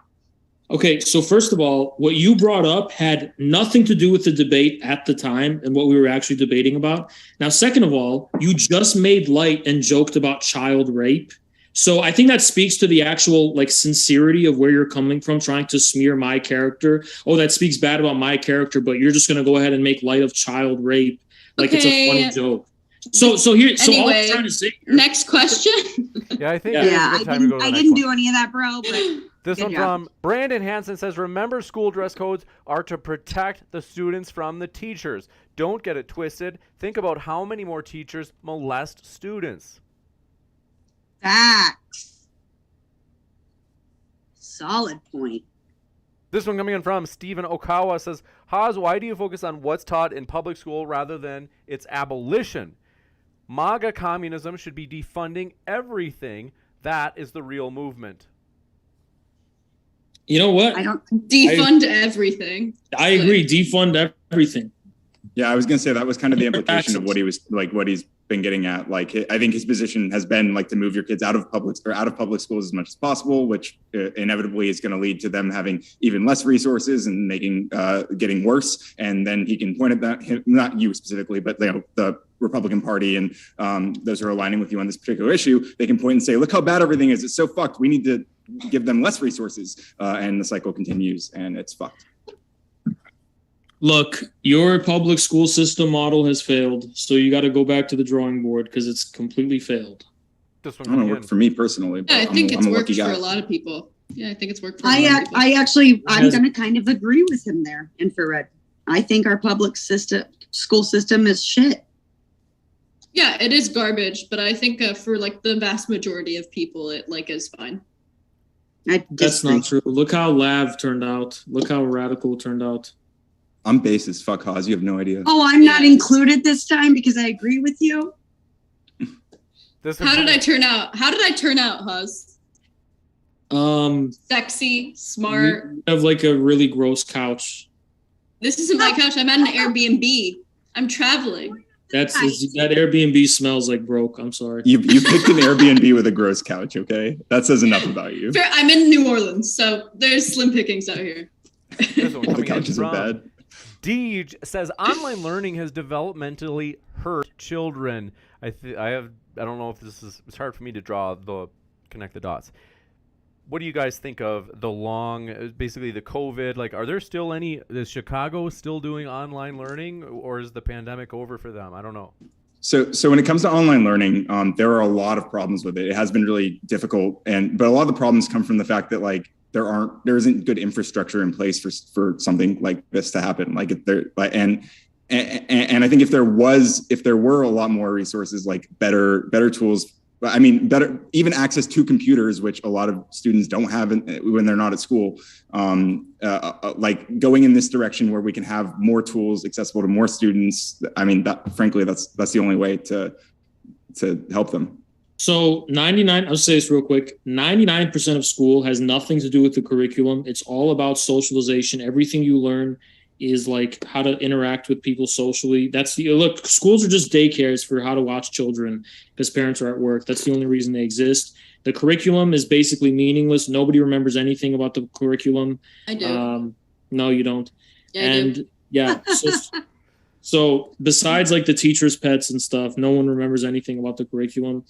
and it's I all teach you socialization. calculus, Hawes. And schools should probably, whatever its future is going to have, should be reformed around that fact. And I actually think schools should focus less on sitting in classrooms, wasting kids' times, and start doing recreational outdoors stuff, learning how to chop down trees, learning how to do life skills, trade schools, engineering, hands-on type of stuff. I mean, sports, athleticism, school needs to be completely restructured around that. And all that. Yeah. Sorry, I was gonna say I actually agree with like almost everything you said, except for I want all of those things to be. I want to bring more of those things in with the more educational environments. Like I want to bridge that gap more. I don't think that there should be like trade schools and then like universities where you get a formal education. Like I think we really should blur the lines between these things, and like someone should be able to go to like their shop class and then go to philosophy afterwards. And like, I don't know, I think it'd be better for more people. Like the way that people kind of separate these things is completely different forms of education is a problem because they're deeply intertwined. You got it. This one coming in from Do Appreciate Your Question. Brandon Hansen. Oh, skipping that one. This one from, can't pronounce your name. It says, call me Squiggles. Oh, that's okay. That's what you like to be called. Squiggles says, look at proficiency rates for U.S. students. We have to import intelligentsia. Sex ed is the least of our worries. I think they're saying something which I think Radical Coder, you wanted to make. I think Ashley kind of wanted to make this case too, that some of the sexual stuff is not helpful, but it's a negligible difference maker when you consider the other more substantive intellectual deficiencies of the public school system. Is that what you guys would say? I would agree with that. Absolutely. Look, This Lard, one. yeah.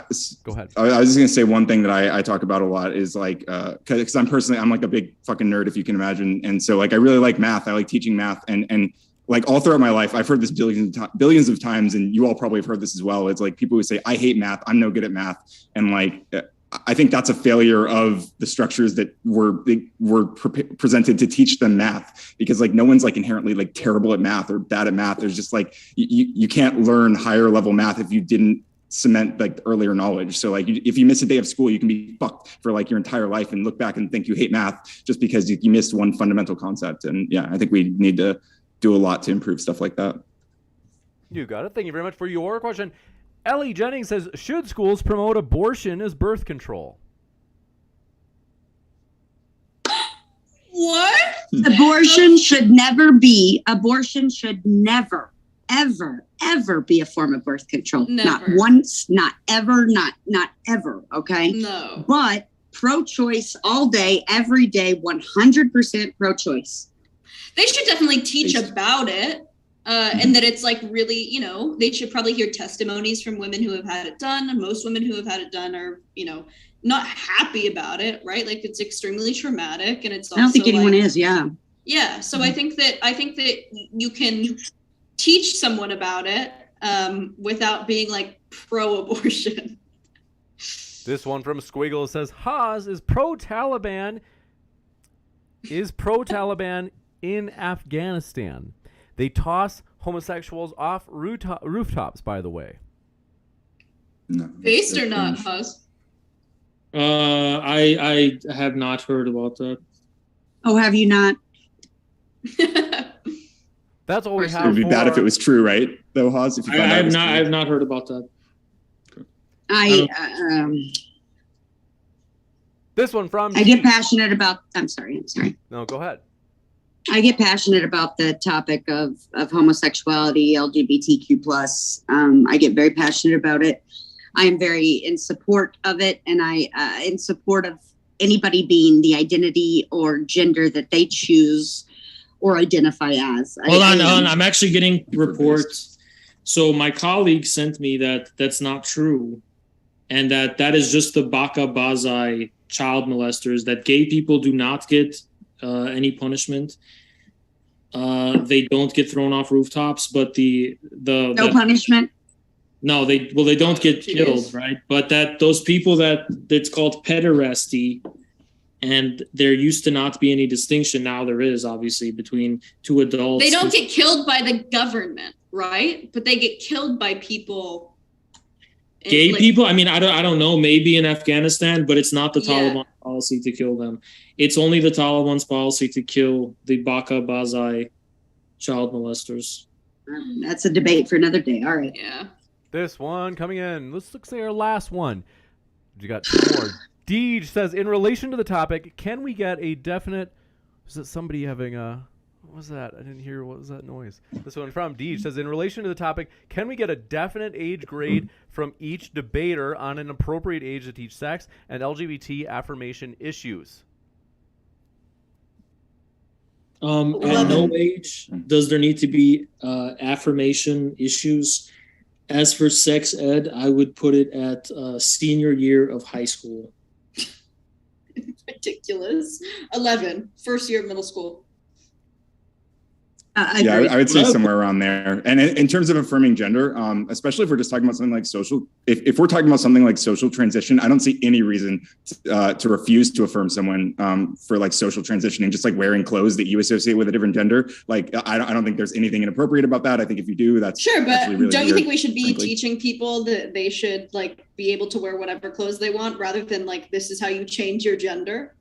Well, yeah, but I don't think that's the order of things usually. I think it's usually like the people, or it's usually kids who are like choosing those clothes, and then eventually they start to Sure. they go to therapy. And they that's go, not how much- something how that, much that's not something that you education learn from yeah. school. That's not something How that you much- learn from school. There's been trans people who have existed throughout hundreds of years. They never learned it through school. It doesn't need to be something that needs to be peddled. Now on this one, I'm going to go back on to what Infrared said, which is the cultural aspect of it. And when you are in school, public school system, there is a lot more cultural exposure, correct?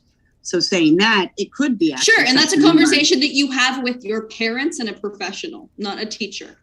Well, so what if we're just talking about it's a history class and there's like a trans person, a relevant trans historical figure? Do you think their transness is like should be let's I mean like a gay I don't person, think for their example, transness Alan matters that Turing. much.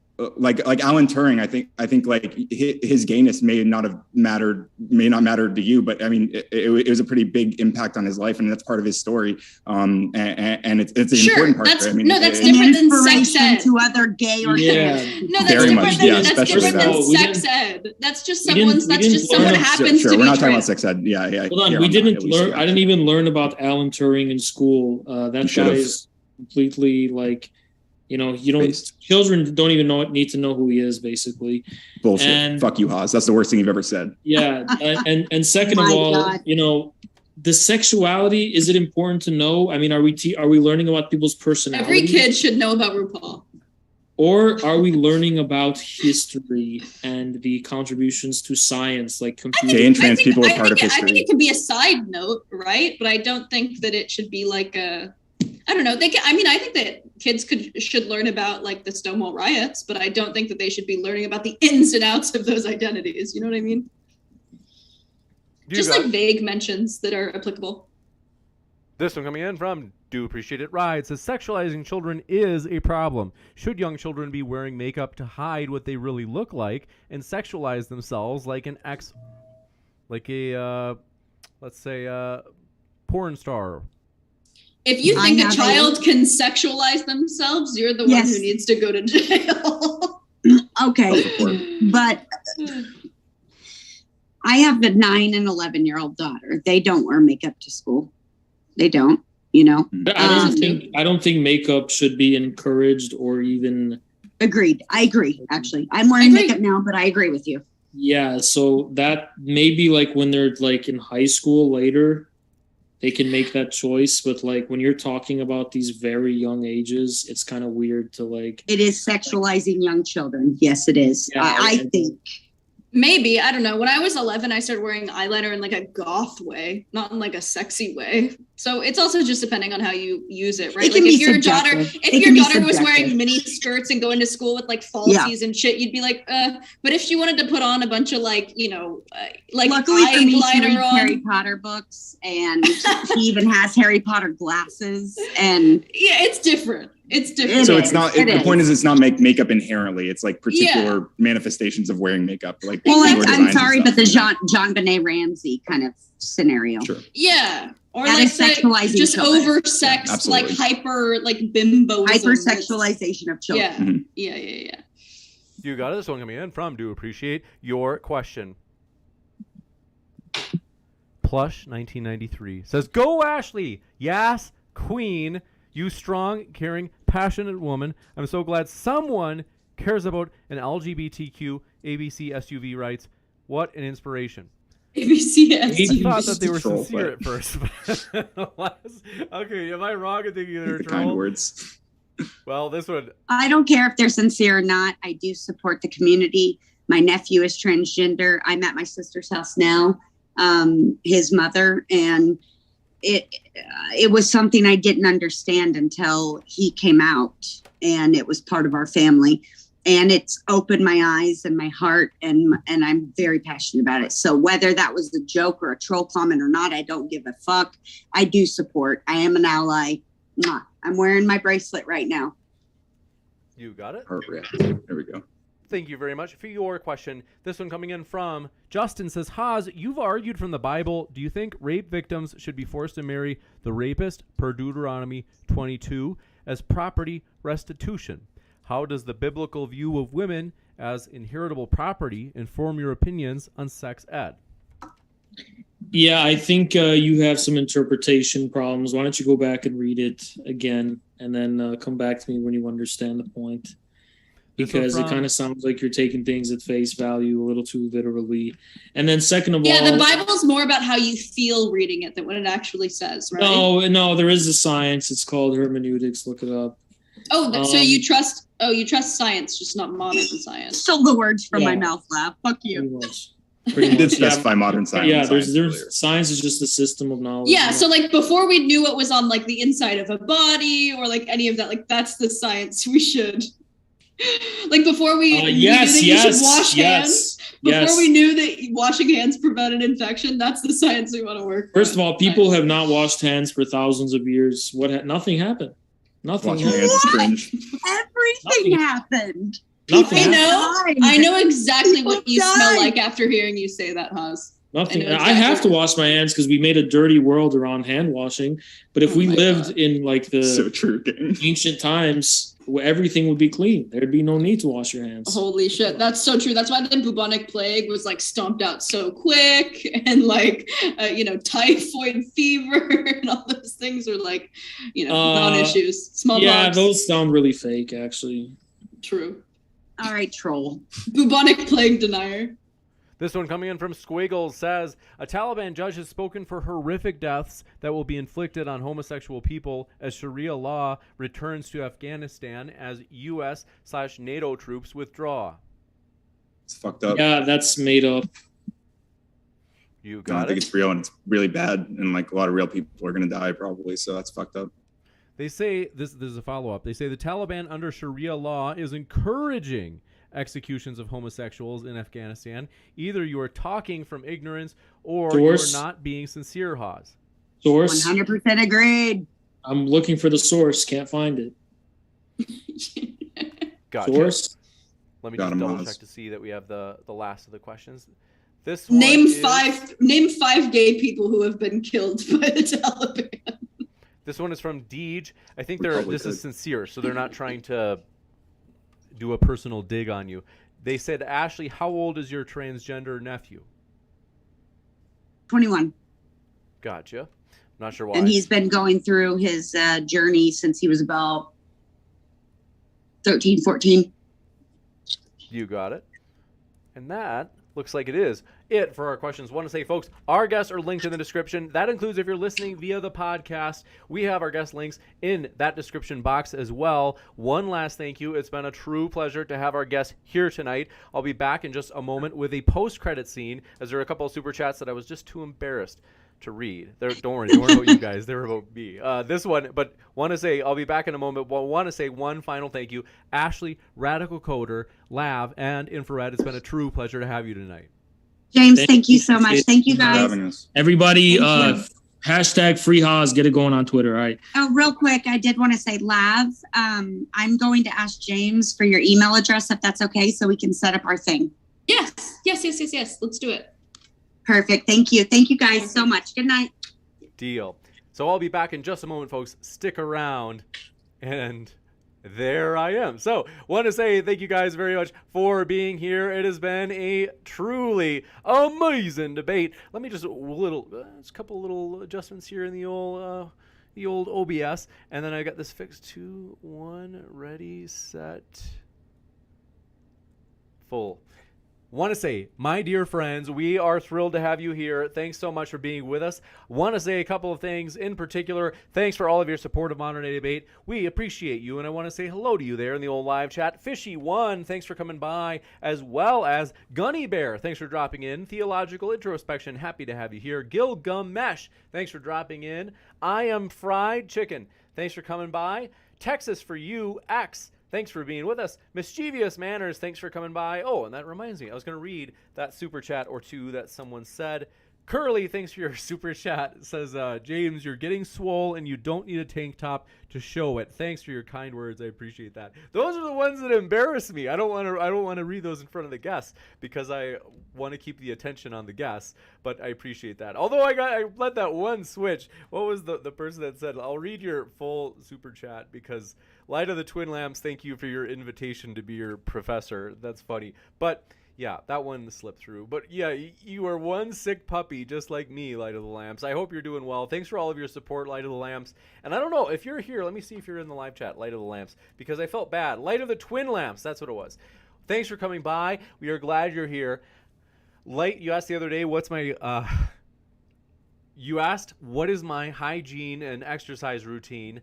And I am such a basic bro. All I do is, like I said, I told you I use that base derma roller for real. It works. And but I do love to work out every day. I don't know if I read that in an after show the other day. I just want to be sure you got that because I appreciated you asking the other day. And I forgot to read that in the post-credit scene last time. So want to say, Mistress of Economic Invincibility, thanks for coming by. I see you there as well. Question the answer is good to see you back. Thanks for dropping in the chat. And Sideshow Nav, good to see you. Calor Londo, thanks for your support through your channel membership. Seriously, it really does mean a lot. I seriously mean that.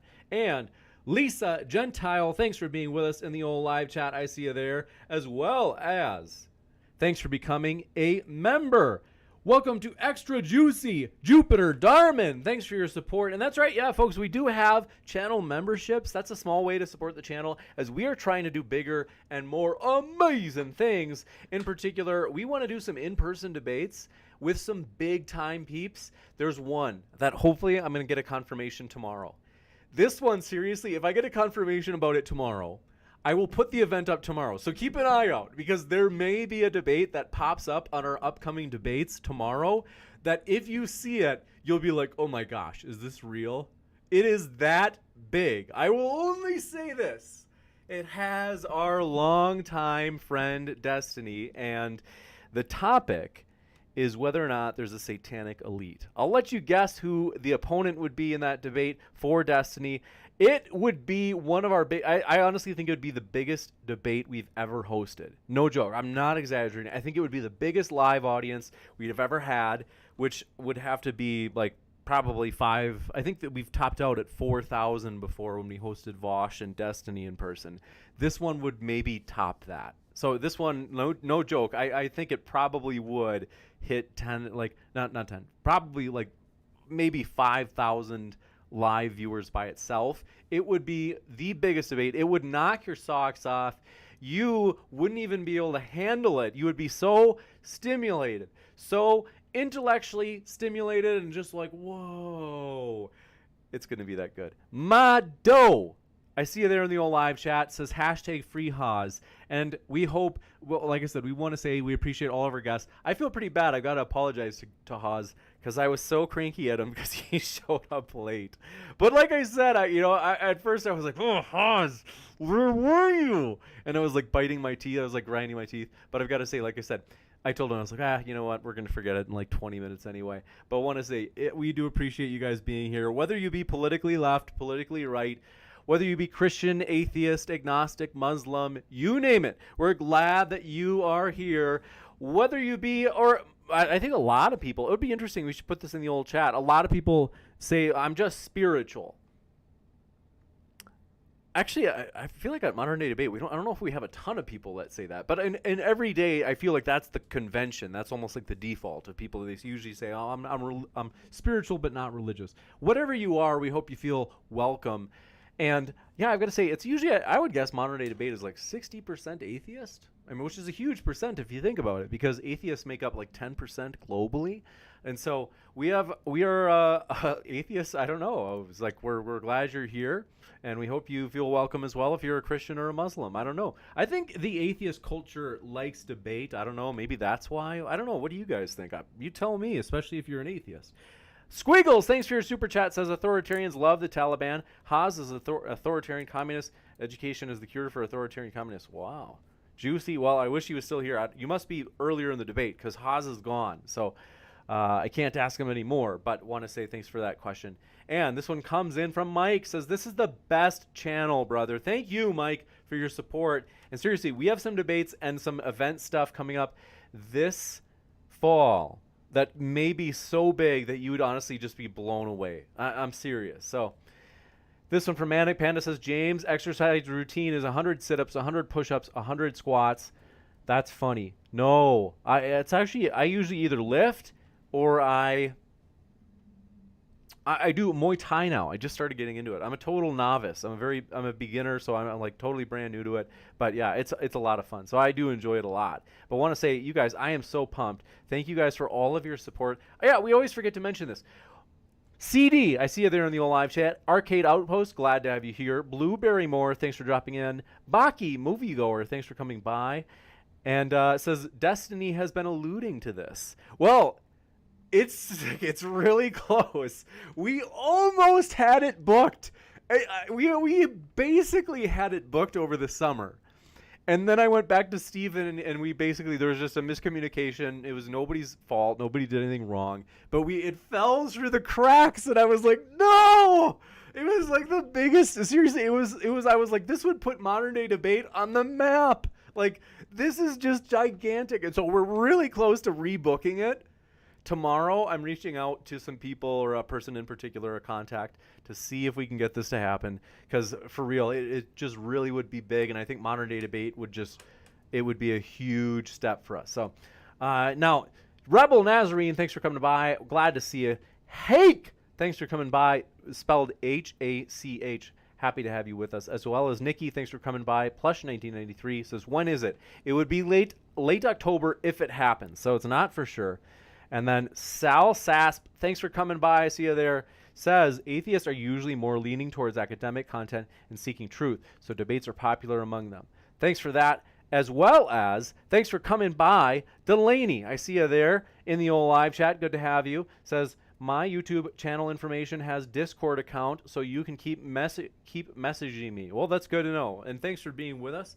As well as Intraspecies. Says, James, I challenge you to a debate on soy. Nobody is a bigger soy expert than Intraspecies. I don't know. That one, I'm a little bit worried. I don't know if I could win that one. I mean, Intraspecies, she told me one time she was scheduled for a debate. She showed up late. She says, sorry, I almost had a soy overdose last night. Things got crazy. I was like, all right, whatever. But I've got to tell you, we have so many. It's true. Put ones in the chat if you're a soy boy. I mean, and hey, we're inclusive of everybody. If you're a soy girl, you can put a 2. If you're a soy they, you can put a 3. How about that? But I want to say, my dear friends, for real, whether you be a Biden backer, a Trump supporter, a Bernie bro, whatever you are, we hope you feel welcome, no matter how far politically left, no matter how far politically right. We are welcoming everybody.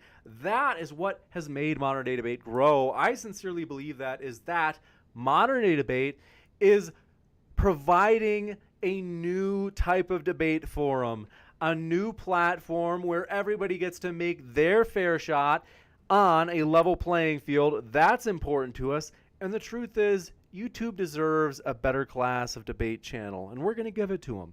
That's why we were excited about the future, my dear friends. There are big things happening at Modern Day Debate. We are in the background for real. We are planning a lot. We got some big, cool things. All the ones in chat. That's funny. Interspecies put it 12. So that's like 12. That's 1 times 12. So that's as soy as it gets. Ryan, good to see you there in the old live chat. I saw you put a 1, my boy. A true soy boy. And a boy with no face, thanks for coming by, as well as Christoph, good to see you there. David, happy to have you here, as well as King Klebold, thanks for dropping in. Omega Genesis, happy to have you here, says trust the soyance and get, okay, I can't read the rest of that, but Arcade Outpost says, then have Warren Balog on. I don't know who that is. I don't know. I'm open to it. Now, some people, a couple people said, get Nick Fuentes on for this topic. I reached out to Nick. I invited him. Either who knows, maybe he's traveling, maybe he's busy, or maybe he just wasn't up for the debate. Who knows? Maybe he's sick. I don't know. But I did reach out to him. So a lot of people are like, get Nick. I've invited Nick a lot. And the truth is, no matter what you think about Nick's views, is that I think I know a good debater when I see one. And Nick's a strong debater. And the truth is, we want strong debaters from all sides. So no matter how far politically left, no matter how far politically right, we're going to have them on. And it's probably going to make some of the soy boys and soy girls, don't worry, interspecies, we didn't forget about you. It's probably going to make some of them cry in their soy flakes as they're eating breakfast every morning, or soy fist, as we call it. But I've got to tell you, we have to do it, because if we say that we're open to everybody and we say that we're truly tolerant, we've really got to walk the walk. Is the people who say, I am so tolerant, and then they're like, oh no, we can't platform them. I was like, well, I don't know. I mean, hey, are you going to walk the walk? Are you going to really do this thing? Because we're going to do it.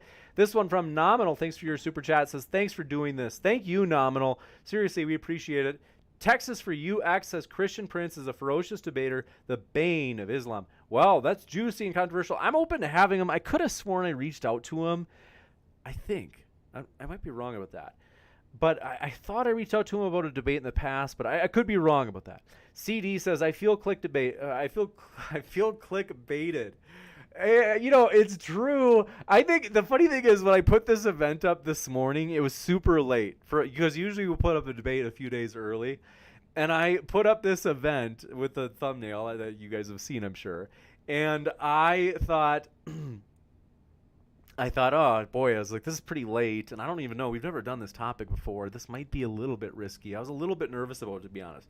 But then I saw we had like 20 people waiting after just 15 minutes of me putting the event up. I was like, what the? And then I realized, no, it's true. People are excited about our guests because these are solid guests. We have a great guest lineup tonight.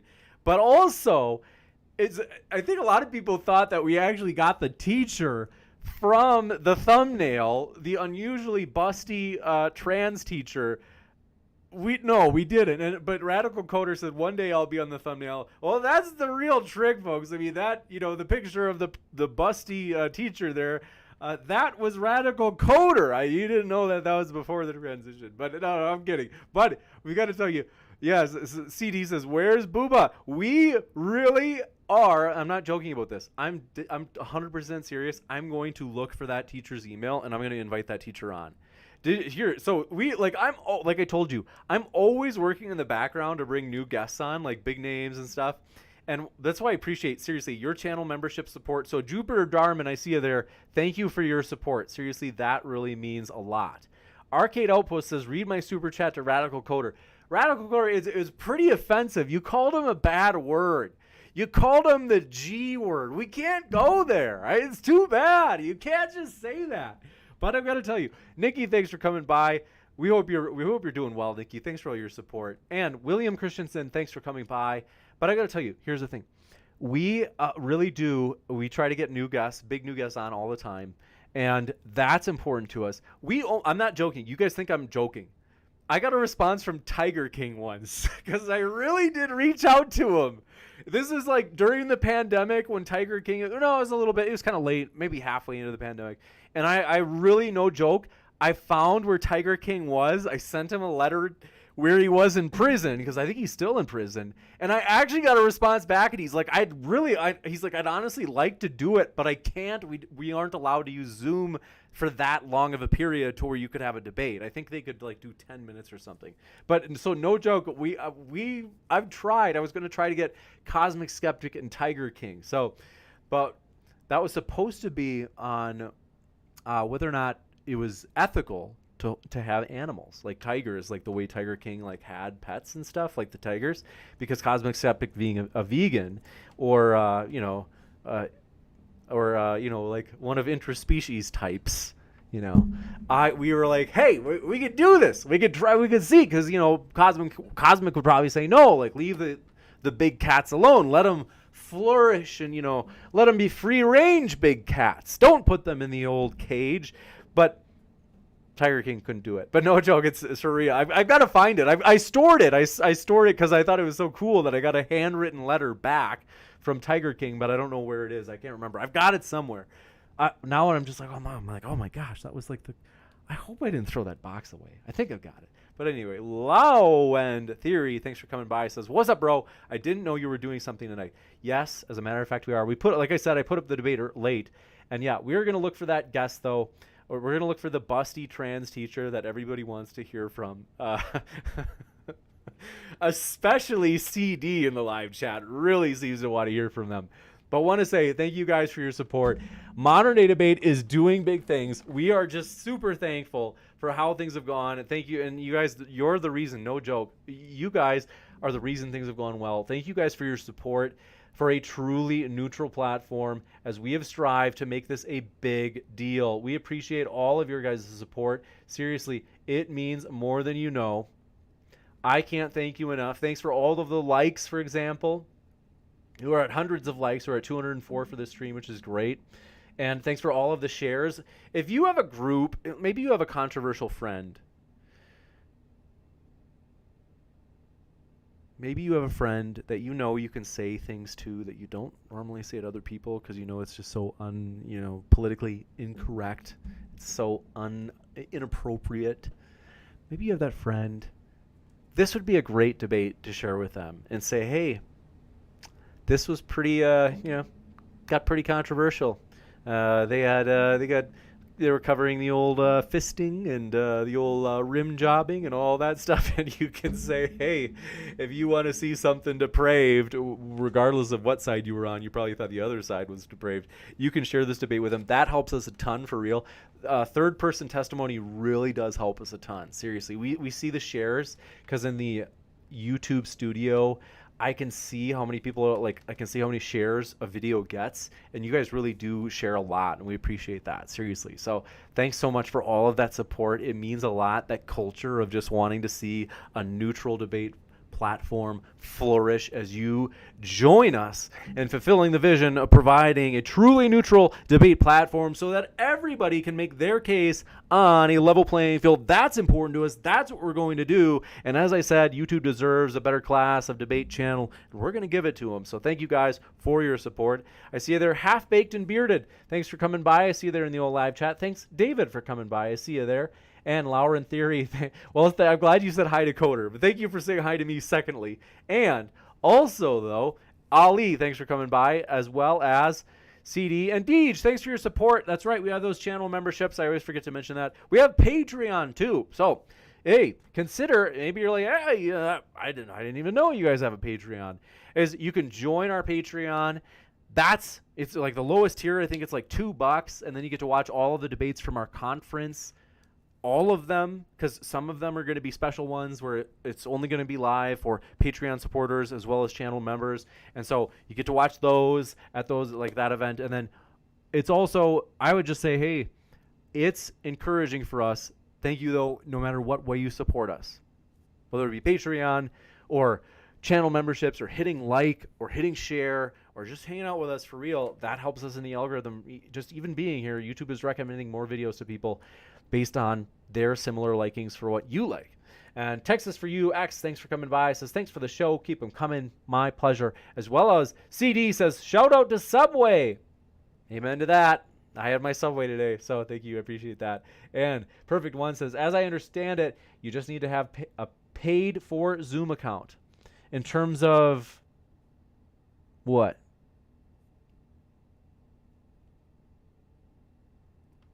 I don't know what you mean. But, oh, are you talking about, oh, no. It was that Tiger King, he wasn't allowed to go on Zoom for more than 10 minutes, not because his Zoom account had any problem. It was because the prison rules, like he couldn't go on Zoom for more than 10. So thanks for saying that. Character 57, I see you there in the old live chat. Thanks for coming by. Good to see a radical coder. Thanks for jumping in this debate. Delaney says, this debate was my favorite at the beginning. Haas gets knocked.